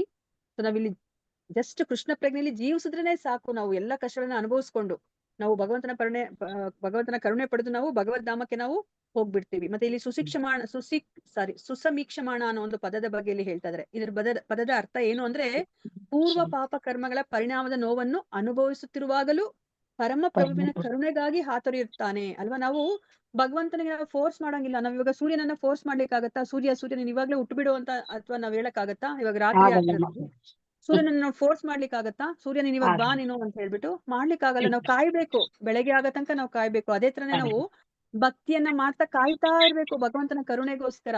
ಅವ್ರು ಯಾವಾಗ ಕರುಣೆ ಕೊಡ್ತಾರೋ ಅದಕ್ಕೋಸ್ಕರ ನಾವು ಕಾಯ್ತಾ ಇರ್ಬೇಕಾಗತ್ತೆ. ಸೊ ಇವಾಗ ನಾವ್ ಅನ್ಕೋಬೋದಲ್ವಾ, ಇದೇನಿದು ಪಾಂಡವರು ಭಗವಂತನ ಜೊತೆನೆ ಇದ್ರು, ಭಗವಂತನ ನಾಮವನ್ನ ಯಾವಾಗ್ಲೂ ತಗೋತಾ ಇದ್ರು, ಅವ್ರು ಎಷ್ಟು ಕಷ್ಟ ಪಡ್ತಾ ಇದ್ರು ಅಂತ ನಮ್ಗೆ ಅನ್ಸುತ್ತೆ ಅಲ್ವಾ. ಸೊ ಇವಾಗ ಕಷ್ಟಪಟ್ಟಾಗ ಭಗವಂತನ ನಾಮಸ್ಮರಣೆ ಇನ್ನ ಹೆಚ್ಚೆಚ್ಚಾಗುತ್ತೆ ಅಲ್ವಾ. ಸೊ ಅದನ್ನ ನಾವಿಲ್ಲಿ ಅರ್ಥ ಮಾಡ್ಕೋಬೇಕಾಗಿರೋದು. ತನಗೆ ಸಂಪೂರ್ಣವಾಗಿ ಶರಣಾದ ಭಕ್ತನು ತನ್ನ ಪೂರ್ವ ಕರ್ಮ ಪರಿಣಾಮಗಳನ್ನು ಬೇಕಾಗಿಲ್ಲವೆಂದು ಭಗವದ್ಗೀತೆಯಲ್ಲಿ ಕೃಷ್ಣನು ವಿವರಿಸುತ್ತಾನೆ. ಯಾರು ಭಗವಂತನಿಗೆ ಶರಣಾಗ್ತಾರೋ ಅವ್ರದ್ದೆಲ್ಲ ಪಾಪ ಕರ್ಮಗಳೆಲ್ಲ ನಾಶ ಆಗುತ್ತೆ ಅಂತ ಹೇಳ್ಬಿಟ್ಟು ಇಲ್ಲಿ ಭಗವದ್ಗೀತೆಯಲ್ಲಿ ಹೇಳ್ತಾ ಇದ್ದಾರೆ. ಆದರೆ ಭಕ್ತನು ತನ್ನ ಮನಸ್ಸಿನಲ್ಲಿ ಪೂರ್ವ ಪಾಪ ಕರ್ಮಗಳ ಮನೋಭಾವದ ಅಂಶಗಳನ್ನು ಉಳಿಸಿಕೊಂಡಿರಬಹುದಾದ್ದರಿಂದ ಭಗವಂತನು ತನ್ನ ಭಕ್ತನಿಗೆ ದಂಡನೆಯನ್ನು ನೀಡಿ ಆತನ ಭೋಗ ಪ್ರವೃತ್ತಿಯ ಕೊನೆಯ ಕುರುಹುಗಳನ್ನ ನಿವಾರಿಸುತ್ತಾನೆ. ನೋಡಿ, ಯಾಕಂದ್ರೆ ನಾವಿರೋದೇ ಹಾಗೆ. ಇವಾಗ ಇಲ್ಲಿ ಭೌತಿಕ ಪ್ರಪಂಚಕ್ಕೆ ಬಂದಿರೋದೇ ಈ ಎಲ್ಲ ಭೋಗ ಪ್ರವೃತ್ತಿಯನ್ನ ಮಾಡ್ಬೇಕು ಅಂತ ಆಸೆ ಇಟ್ಕೊಂಡೇ ಬಂದಿದೀವಿ. ನಮ್ಗೆಲ್ಲೋ ಒಂದು ಮೂಲೆಯಲ್ಲಿ ಕುತ್ಕೊಂಡ್ಬಿಟ್ಟಿರುತ್ತೆ, ನಾನು ಒಡೆಯನಾಗ್ಬೇಕು, ನಾನು ಎಲ್ಲವನ್ನ ನಿಯಂತ್ರಿಸ್ಬೇಕು, ನಾನು ಎಲ್ಲವನ್ನ ಅನುಭವಿಸ್ಬೇಕು ಅಂತ ಹೇಳ್ಬಿಟ್ಟು. ಹರೇ ಕೃಷ್ಣ. ಯಾರ್ದೋ ಬ್ಯಾಕ್ ಗ್ರೌಂಡ್ ನಾಯ್ಸ್ ಇದೆ, ಪ್ಲೀಸ್ ಮ್ಯೂಟ್ ಮಾಡ್ಕೊಳ್ಳಿ. ಒಂದೇ ಒಂದ್ ನಿಮಿಷ ಮುಗಿಸ್ಬಿಡ್ತೀನಿ. ಸೊ ಅದಕ್ಕೆ ನಮ್ಗೆ ಇಲ್ಲಿ ಏನನ್ನ ಹೇಳ್ತಿದ್ದಾರೆ, ನಾವ್ ಎಷ್ಟೊಂದ್ಸತಿ ನಾವು ಕೇಳಿರ್ಬಹುದು ಇವಾಗ ಆಚಾರ್ಯರು ಹೇಳಿರೋದನ್ನ. ಇವಾಗ ನಾವು ಶುದ್ಧ ಭಕ್ತರಾದ್ರೆ ನಮ್ಮನ್ನ ಕರ್ಕೊಂಡು ಹೋಗ್ಲಿಕ್ಕೆ ವೈಕುಂಠದಿಂದ ವಿಮಾನ ಬರುತ್ತೆ ಅಲ್ವಾ. ವಿಮಾನದಲ್ಲಿ ನಾವು ಹೋಗ್ಬೇಕಾದ್ರೆ ನಮ್ಮ ಪ್ರಯಾಣ ಯಾವ ತರ ಇರುತ್ತೆ ಅಂತಂದ್ರೆ, ನಮ್ಮ ಭೂಮಿ ಮೇಲೆ ಇರುವಂತಹ ಮೇಲಿನ 6 ಲೋಕಗಳನ್ನ ದಾಟ್ಕೊಂಡು ನಾವು ಹೋಗ್ಬೇಕಾಗತ್ತೆ. ಮತ್ತೆ ಇಲ್ಲಿ ಈ ಬ್ರಹ್ಮಾಂಡದ 7 ಪದರಗಳನ್ನ ದಾಟ್ಕೊಂಡು ನಾವು ಭಗವಂತನ ಲೋಕಕ್ಕೆ ಹೋಗ್ಬೇಕು ಆ ವಿಮಾನದಲ್ಲಿ. ಅವಾಗ ಏನಾದ್ರೂ ನಾವು ಮೇಲಕ್ಕೆ ಏರ್ತಾ ಇದ್ದಾಗ, ನಾವು ಸ್ವರ್ಗದ ಮೂಲಕ ಹೋಗ್ತಾ ಇದ್ದಾಗ ವಿಮಾನದಲ್ಲಿ ನಮ್ಗೆ ಸ್ವರ್ಗವನ್ನ ನೋಡಿ ಅಬ್ಬಾ ಎಷ್ಟು ಚೆನ್ನಾಗಿದೆ ವಾವ್ ಅಂತ ಅಂದ ತಕ್ಷಣನೇ ನಮ್ಮನ್ನ ಅಲ್ಲೇ ಇಳಿಸ್ಬಿಟ್ಟು ಹೋಗ್ಬಿಡ್ತಾರೆ. ಅಂದ್ರೆ ಏನರ್ಥ, ನಮ್ಮ ಮನಸ್ಸಲ್ಲಿ ಅದು ಯಾವುದೋ ಒಂದು ಮೂಲೆಯಲ್ಲಿ ಇದ್ದೇ ಇರುತ್ತೆ ನಮ್ಮಲ್ಲಿ ಅಲ್ವಾ. ಅದಕ್ಕೆ ಭಗವಂತ ನಮ್ಮನ್ನ ಅವರು ಅಷ್ಟು ಪರಿಶುದ್ಧ ಮಾಡ್ತಾ ಇದ್ದಾರೆ. ಇಲ್ಲಾಂದ್ರೆ ಏನಾಗುತ್ತೆ ನೋಡಿ, ನಾವಿನ್ನೇನು ಭಗವಂತನ ಲೋಕಕ್ಕೆ ಹೋಗ್ಲಿಕ್ಕೆ ಒಂದೇ ಒಂದು ಕ್ಷಣ ಇದೆ ಅಲ್ವಾ. ಆದ್ರೆ ನಾವಿಲ್ಲಿ ಆ ಒಂದು ಮೂಲೆಯಲ್ಲಿ, ಯಾವುದೋ ಒಂದು ಮೂಲೆಯಲ್ಲಿ ಇರುವಂತಹ ನಮ್ಮ ಆಸೆ ಅಲ್ಲಿ ಜಾಗೃತವಾದಾಗ ನೋಡಿ, ಮತ್ತೆ ಇಲ್ಲಿ ಭೌತಿಕ ಪ್ರಪಂಚದಲ್ಲಿ ಉಳ್ಕೋಬೇಕಾಗತ್ತೆ ಅಲ್ವಾ. ಅದಕ್ಕೆ 100% ನನಗೆ ಕೃಷ್ಣನ ವಿನಃ ನನ್ಗೆ ಯಾರು ಬೇಡ ಅನ್ನೋ ಒಂದು ಸ್ಥಾನಕ್ಕೆ ನಾವು ಬರೋ ತನಕ ನಾವು ಭಗವಂತ ಲೋಕಕ್ಕೆ ಹೋಗ್ಲಿಕ್ಕೆ ಆಗೋದಿಲ್ಲ ಅಲ್ವಾ. ಅದಕ್ಕೆ ಭಗವಂತ ಇಷ್ಟೆಲ್ಲ ನಮ್ಗೆ ಮಾಡ್ತಾ ಇದ್ದಾರೆ, ಅವರು ತಯಾರಿನನ್ನ ಅವರು ಮಾಡಿಸ್ತಾ ಇದ್ದಾರೆ ಅಲ್ವಾ. ಸೊ ಅದಕ್ಕೋಸ್ಕರ ಭಗವಂತ ಏನ್ ಮಾಡ್ತಾರೆ, ಆ ಕೊನೆಯ ಕುರುಹುಗಳೇನಾದ್ರೂ ಇದ್ರೂ ಸಹ ಅದನ್ನೆಲ್ಲ ಅವರು ನಿವಾರಿಸ್ತಾ ಇದ್ದಾರೆ. ನಮ್ಮಲ್ಲಿರುವಂತಹ ಭೋಗ ಪ್ರವೃತ್ತಿಯ ಕೊನೆಯ ಕುರುಹುಗಳನ್ನು ಸಹ ಅವರು ನಿವಾರಿಸ್ತಾ ಇದ್ದಾರೆ. ಸೊ ಈ ದಂಡನೆ ನಮ್ಗೆ ಹೆಂಗ್ ಕಾಣಿಸುತ್ತೆ ಅಂತಂದ್ರೆ, ಓ ಇದು ನಮ್ಮ ಪಾಪ ಕರ್ಮದ ಪರಿಣಾಮ ಅನ್ನೋ ತರ ಕಾಣಿಸುತ್ತೆ. ಆದ್ರೆ ಇಲ್ಲಿ ಏನನ್ನ ಹೇಳ್ತಾ ಇದಾರೆ, ಈ ನಮ್ಮ ಉದ್ದೇಶ, ಈ ಭೌತಿಕ ಪ್ರಪಂಚದ ಉದ್ದೇಶ ಏನು, ನಾವು ಸ್ವತಂತ್ರವಾಗಿ ನಾವು ಭೋಗವನ್ನ ಮಾಡ್ಬೇಕು, ಭಗವಂತನನ್ನ ನಾವು ದೂರ ಇಟ್ಟು ನಾವು ಎಲ್ಲ ಇಂದ್ರಿಯ ತೃಪ್ತಿಯನ್ನ ಮಾಡ್ಕೋಬೇಕನ್ನೋದೇ ಈ ಭೌತಿಕ ಪ್ರಪಂಚದ ಒಂದು ಸೃಷ್ಟಿ ಇದೆ ಅಲ್ವಾ. ಆದ್ರೆ ಈ ಒಂದು ಭೋಗ ಪ್ರವೃತ್ತಿಯನ್ನ ಸರಿ ಮಾಡೋದೇ ಭಗವಂತನ ಒಂದು ಉದ್ದೇಶ ಆಗಿದೆ. ಸೊ ಅದಕ್ಕೋಸ್ಕರ ಭಗವಂತ ಏನ್ ಮಾಡ್ತಿದ್ದಾರೆ, ಪಾಪ ಕಾರ್ಯಗಳಿಗೆ ನೀಡುವ ವಿಶಿಷ್ಟ ದಂಡನೆಯು ಅಂತಹ ಚಟುವಟಿಕೆಗೆ ಕಾರಣವಾದ ಮನೋಭಾವವನ್ನು ನಿವಾರಿಸಲು ವಿಶಿಷ್ಟವಾಗಿ ರೂಪಿತವಾಗಿದೆ. ನಮ್ಗೆ ಭಗವಂತ ಈ ಏನು ಶಿಕ್ಷೆಯನ್ನ ಕೊಡ್ತಾನೋ ಆ ಒಂದು ನಮ್ಮ ಆ ಭೋಗ ಪ್ರವೃತ್ತಿಯನ್ನ ಹೋಗ್ಲಾಡಿಸ್ಲಿಕ್ಕೆ ಕೊಡ್ತಾ ಇರೋದು. ಸೊ ಭಕ್ತನು ಭಗವಂತನ ಭಕ್ತಿ ಸೇವೆಗೆ ಶರಣಾಗತನಾಗಿದ್ದರೂ ಆತ ಕೃಷ್ಣ ಪ್ರಜ್ಞೆಯಲ್ಲಿ ಪರಿಪೂರ್ಣವಾಗುವವರೆಗೆ ಈ ಜಗತ್ತಿನ ಮಿಥ್ಯಾ ಸುಖವನ್ನು ಭೋಗಿಸುವ ಕಿಂಚಿತ್ ಪ್ರವೃತ್ತಿಯನ್ನು ಹೊಂದಿರುತ್ತಾನೆ. ನೋಡಿ, ನಾವು ಕೃಷ್ಣ ಪ್ರಜ್ಞೆಗೆ ಬಂದ್ರೂ ಸಹ ನಮ್ಗೆ ಆ ಭೋಗ ಪ್ರವೃತ್ತಿ ಇರೋದು ಒಂದ್ ಇಷ್ಟಿಷ್ಟು ಅದು ಉಳ್ಕೊಂಡೇ ಬಿಟ್ಟಿರುತ್ತೆ. ಸೊ ಅದಕ್ಕೆ ನಮ್ಗೆ ಅಲ್ಲಿ ಆಚಾರ್ಯರು ಹೇಳುದು, ನಾವು ಭಗವಂತನ ಲೋಕಕ್ಕೆ ಹೋಗ್ಬೇಕಾದ್ರೂ ಸಹ ಪ್ರವೃತ್ತಿ ನಮ್ಮಲ್ಲಿ ಇರುತ್ತೆ, ಆ ಕಿಂಚಿತ್ ಪ್ರವೃತ್ತಿ ಉಳ್ಕೊಂಡ್ಬಿಟ್ಟಿರುತ್ತೆ. ಸೊ ಹೀಗಾಗಿ ಭಗವಂತನ ವ್ಯಕ್ತಿಯಲ್ಲಿ ಉಳಿದಿರಬಹುದಾದ ಈ ಭೋಗಾಪೇಕ್ಷೆಯನ್ನು ನಿರ್ಮೂಲ ಮಾಡಲು ವಿಶಿಷ್ಟ ಸನ್ನಿವೇಶವನ್ನು ಸೃಷ್ಟಿಸುತ್ತಾನೆ. ಅವನೇ ಒಂದು ಸೃಷ್ಟಿಯನ್ನ ಮಾಡ್ತಾನೆ, ಒಂದು ನಮ್ಮ ಆ ಭೋಗಾಪೇಕ್ಷೆಯನ್ನು ನಿರ್ಮೂಲನೆ ಮಾಡ್ಲಿಕ್ಕೆ. ಸೊ ಶ್ರದ್ಧಾವಂತ ಭಕ್ತನು ಅನುಭವಿಸುವ ಈ ವೇದನೆಯು ತಾಂತ್ರಿಕವಾಗಿ ಕರ್ಮದ ಪ್ರತಿಕ್ರಿಯೆ ಅಲ್ಲ, ಇದು ನಾವು ಇಂದಿನ ಜನ್ಮದ ಪ್ರತಿಕ್ರಿಯೆ ಅಲ್ಲ. ಭಗವಂತನ ನಾಮ ತಗೊಂಡಿದ ತಕ್ಷಣನೇ ಅದೆಲ್ಲ ನಾಶ ಆಗ್ಬಿಡುತ್ತೆ. ಆದ್ರೆ ಅದು ನಮ್ಮ ಮೂಲೆಯಲ್ಲಿ ಉಳ್ಕೊಂಡಿರುವಂತಹ ಭೋಗ ಪ್ರವೃತ್ತಿಯನ್ನ ಹೋಗ್ಲಾಡಿಸ್ಲಿಕ್ಕೆ ಭಗವಂತ ಆ ಒಂದು ದಂಡನೆಯ ಒಂದು ಸನ್ನಿವೇಶವನ್ನು ಅವನು ಸೃಷ್ಟಿ ಮಾಡ್ತಾನೆ. ಬದಲಾಗಿ ಅದು ಭಕ್ತನನ್ನು ಭೌತಿಕ ಜಗತ್ತಿನಿಂದ ಸಂಪೂರ್ಣವಾಗಿ ಹೊರಬರುವಂತೆ ಮಾಡಲು ಮತ್ತು ಭಗವದ್ಧಾಮಕ್ಕೆ ಹಿಂತಿರುಗುವಂತೆ ಮಾಡಲು ಭಗವಂತನ ತೋರಿದ ವಿಶೇಷ ಕರುಣೆ ಅಂತ ಹೇಳ್ತಾರೆ. ನೋಡಿ, ಇದು ವಿಶೇಷ ಕರುಣೆ. ಯಾರು ಭಕ್ತಿಯನ್ನ ಮಾಡ್ಲಿಕ್ಕೆ ಬಂದಾಗ, ಅವ್ರಿಗೆ ಕಷ್ಟಗಳು ಬಂದಾಗ ಏನನ್ನ ಅರ್ಥ ಮಾಡ್ಕೋಬೇಕು, ಇದು ಭಗವಂತನ ವಿಶೇಷ ಕರುಣೆ. ನಮ್ಮ ಆ ಒಂದು ಹೃದಯದ ಮೂಲೆಯಲ್ಲಿ ಉಳ್ಕೊಂಡಿರುವಂತಹ ಶೇಷವನ್ನ ಹೋಗ್ಲಾಡಿಸ್ಲಿಕ್ಕೆ ಭಗವಂತ ಮಾಡ್ತಿರುವಂತಹ ಇದು ಒಂದು ಸನ್ನಿವೇಶ ಅಂತ ಹೇಳ್ಬಿಟ್ಟು ನಾವು ಅನ್ಕೋಬೇಕಾಗತ್ತೆ. ಸೊ ಪ್ರಾಮಾಣಿಕ ಭಕ್ತನು ಭಗವದ್ಧಾಮಕ್ಕೆ ಹಿಂತಿರುಗಲು ಕಾತರನಾಗಿ ಅಪೇಕ್ಷಿಸುತ್ತಿರುತ್ತಾನೆ. ಆದ್ರಿಂದ ಆತ ಭಗವಂತನ ಕರುಣಾಪೂರಿತ ಶಿಕ್ಷೆಯನ್ನು ಮನಃಪೂರ್ವಕವಾಗಿ ಒಪ್ಪಿಕೊಳ್ಳುತ್ತಾನೆ ಅಲ್ವಾ. ನಮ್ಗೆ ಇವಾಗ ಭಕ್ತಿಗೆ ಬಂದ ತಕ್ಷಣ ನಮ್ಗೆ ಏನಾಗುತ್ತೆ, ಅಯ್ಯೋ ಭಗವಂತ, ನಾನು ಯಾಕೆ ಇಂತಹ ಒಂದು ಜಾಗದಲ್ಲಿ ಇದೀನಿ, ಈ ಭೌತಿಕ ಪ್ರಪಂಚ ದುಃಖ ಸಾಗರ ಇಲ್ಲಿಂದ ನನ್ನನ್ನ ಕರ್ಕೊಂಡು ಹೋಗು ಅಂತ ನಾವು ಬೇಡ್ಕೊತಾ ಇರ್ತೀವಿ ಅಲ್ವಾ. ಬೇಡ್ಕೊಂತಾ ಇರ್ತೀವಿ, ನಮ್ಗೆ ಹೋಗ್ಲಿಕ್ಕೆ ಒಂದು ಅರ್ಹತೆ ಬೇಕಲ್ವಾ. ಅದಕ್ಕೋಸ್ಕರ ಭಗವಂತ ಏನ್ ಮಾಡ್ತಾನೆ, ಇಂತಹ ಒಂದು ಸನ್ನಿವೇಶವನ್ನ ಅವನು ಸೃಷ್ಟಿ ಮಾಡ್ತಾನೆ. ಆದ್ರಿಂದ ಆತ ಭಗವಂತನ ಕರುಣಾಪೂರಿತ ಶಿಕ್ಷೆಯನ್ನ ಮನಪೂರ್ವಕವಾಗಿ ಒಪ್ಪಿಕೊಳ್ಳುತ್ತಾನೆ ಹಾಗೂ ದೇಹ ಮತ್ತು ಮಾತು ಮತ್ತು ಹೃದಯಪೂರ್ವಕವಾಗಿ ಭಗವಂತನಿಗೆ ಭಕ್ತಿಪೂರ್ವಕ ನಮನಗಳನ್ನು ಸಲ್ಲಿಸುವುದನ್ನ ಮುಂದುವರಿಸುತ್ತಾನೆ. ಭಗವಂತನ ವೈಯಕ್ತಿಕ ಸಹವಾಸದ ಅವಕಾಶಕ್ಕಾಗಿ ತಾನು ಪಡುವ ಎಲ್ಲ ಕಷ್ಟಗಳನ್ನು ಅಲ್ಪವೆಂದು ತಿಳಿಯುವ ಭಗವಂತನ ಅಂತಹ ನಿಜ ಭಕ್ತನು ಖಂಡಿತವಾಗಿಯೂ ಇಲ್ಲಿ ದಾಯಬಾಕ್ ಎಂಬ ಪದವು ಸೂಚಿಸುವಂತೆ ಭಗವಂತನ ನಿಜ ಪುತ್ರನಾಗುತ್ತಾನೆ ಅಲ್ವಾ. ಇವಾಗ ನೋಡಿ, ನಮ್ಗೆ ಈ ಕಷ್ಟಗಳನ್ನೆಲ್ಲ ಸಹಿಸ್ಕೋತೀವಿ. ಯಾಕೆ ಸಹಿಸ್ಕೋತೀವಿ? ಅಪ್ಪ, ನಾನು ಬೇಗ ಇದೇ ಜನ್ಮದಲ್ಲಿ ನಾನು ಭಗವಂತನ ಲೋಕಕ್ಕೆ ಹೋಗ್ಬಿಡ್ತೀನಿ, ಭಗವಂತನ ಸಂಪರ್ಕವನ್ನ ನಾನು ಪಡಿತೀನಿ ಅಂದಾಗ, ಆ ಭಗವಂತನ ಸಂಪರ್ಕವನ್ನ ನಾವು ಜ್ಞಾಪಿಸ್ಕೊಂಡಾಗ ಇಲ್ಲಿ ಏನ್ ಕಷ್ಟ ಪಡ್ತಿದೀವೋ ಅದ್ ನಮ್ಗೆ ಏನು ಅನ್ಸಲ್ಲ, ಅದು ನಗಣ್ಯ ಅಂತ ಅನ್ಸತ್ತೆ ಅಲ್ವಾ. ಅದಕ್ಕೆ ನಾವು ದಯಾಬಾಕ್ ಆಗ್ಬಿಡ್ತೀವಿ. ಅಂದ್ರೆ ಭಗವಂತನ ಆ ಒಂದು ದಯೆಗೆ ಪಾತ್ರರಾಗುವಂತಹ ಒಂದು ಹಕ್ಕುದಾರರಾಗ್ಬಿಡ್ತೀವಿ ನಾವು. ಸೊ ಒಬ್ಬ ವ್ಯಕ್ತಿ ಹೇಗೆ ಅಗ್ನಿ ಆಗದೆ ಸೂರ್ಯನ ಸಮೀಪ ಹೋಗಲಾರನೋ, ಹಾಗೆ ಕಠೋರವಾದ ಶುದ್ಧ ಪ್ರಕ್ರಿಯೆಯನ್ನು ಅನುಭವಿಸದೆ ಯಾರಾದರಾಗಲಿ ಪರಿಮ ಶುದ್ಧ ನೆನೆಸಿದ ಶ್ರೀಕೃಷ್ಣನನ್ನ ಸಮೀಪಿಸಲಾರರು. ಇವಾಗ ಅಗ್ನಿ ಹತ್ರ, ಅಂದ್ರೆ ಸೂರ್ಯನ ಬಳಿಗೆ ಹೋಗ್ಬೇಕಂದ್ರೆ ನಾವು ಒಂದು ಅಗ್ನಿ ಆಗ್ಬೇಕು. ಅವಾಗಷ್ಟೇ ನಾವು ಸೂರ್ಯನ ಹತ್ರ ಹೋಗ್ಲಿಕ್ಕೆ ಸಾಧ್ಯ. ಇಲ್ಲ ನಾವು ಸುಟ್ಟು ಹೋಗ್ಬಿಡ್ತೀವಿ, ನಾವು ನಾಶ ಆಗ್ಬಿಡ್ತೀವಿ. ಅದೇ ತರನೇ ಭಗವಂತ ಪರಿಶುದ್ಧ, ಅವನು 100% ಪ್ಯೂರ್. ಅವನ ಹತ್ರ ನಾವು ಹೋಗ್ಬೇಕಂದ್ರೆ ನಾವು ಸಹ ಪರಿಶುದ್ಧರಾಗ್ಬೇಕು. ನಮ್ಮ ಮೂಲೆಯಲ್ಲಿ ಯಾವುದೇ ಒಂದು ಮೂಲೆಯಲ್ಲೂ ಸಹ ನಮ್ಗೆ ಆ ಭೋಗ ಪ್ರವೃತ್ತಿ ಅನ್ನೋದು ಇರ್ಕೂಡ್ದು.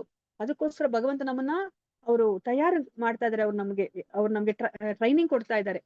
ಅಂತಹ ಪ್ರಕ್ರಿಯೆಯು ಕ್ಲೇಶಾನುಭವವೆಂದು ತೋರಬಹುದು. ಅಯ್ಯೋ, ಎಷ್ಟು ಕಷ್ಟ ಕೊಡ್ತಾ ಇದ್ದಾನೆ ಭಗವಂತ, ನನ್ ಭಕ್ತಿಗೆ ಬಂದ್ರು ಅಂತ ನಮ್ಗೆ ಅನ್ನಿಸ್ಬಹುದು. ಆದ್ರೆ ಭಗವಂತ ಇಲ್ಲಿ ಏನ್ ಮಾಡ್ತಾನೆ, ಅವನೇ ಸ್ವತಃ ತಾನೇ ಚಿಕಿತ್ಸೆ ಕೊಡ್ತಾ ಇದ್ದಾನೆ. ನಮ್ಗೆ ಸ್ವಹಸ್ತದಿಂದ ಚಿಕಿತ್ಸೆಯನ್ನ ಕೊಡ್ತಾ ಇದ್ದಾನೆ. ಅದು ಚಿಕಿತ್ಸೋಪಚಾರವಾಗಿರುತ್ತದೆ ಅಂತ ಹೇಳ್ಬಿಟ್ಟು ಹೇಳ್ತಾ ಇದಾರೆ ಅಲ್ವಾ. ಪ್ರಭುಪಾದರು ಎಷ್ಟು ಚೆನ್ನಾಗಿ ನಮ್ಗೆ ಅರ್ಥ ಮಾಡಿಸ್ತಾ ಇದ್ದಾರೆ. ಹರೇ ಕೃಷ್ಣ. ಶ್ರೀಲ ಪ್ರಭುಪಾದ್ ಕಿ ಜೈ. ಶ್ರೀಮದ್ ಭಾಗವತ ಗ್ರಂಥ ಮಹಾರಾಜ್ ಕಿ ಜೈ. ಬ್ರಹ್ಮಸ್ತುತಿ ಕಿ ಜೈ. ಇಲ್ಲಿ ನೆರೆದಿರುವ ಅನಂತ ಕೋಟಿ ವೈಷ್ಣವ ಭಕ್ತರೊಂದಿಗೆ ಕಿ ಜೈ. ಶ್ರೀ ಪ್ರಭುಪಾದ್ ಕಿ ಜೈ. ವಾಂಚಕಲ್ಪತರುಭ್ಯಶ್ಚ ಕೃಪಾ ಸಿಂಧು ಭ್ಯೋ ಪತಿತಾನಾಂ ಪಾವನೇಭ್ಯೋ ವೈಷ್ಣವೇಭ್ಯೋ ನಮೋ ನಮಃ. ಪುರುಷೋತ್ತಮ ಮಾಸ್ ಕಿ ಜೈ.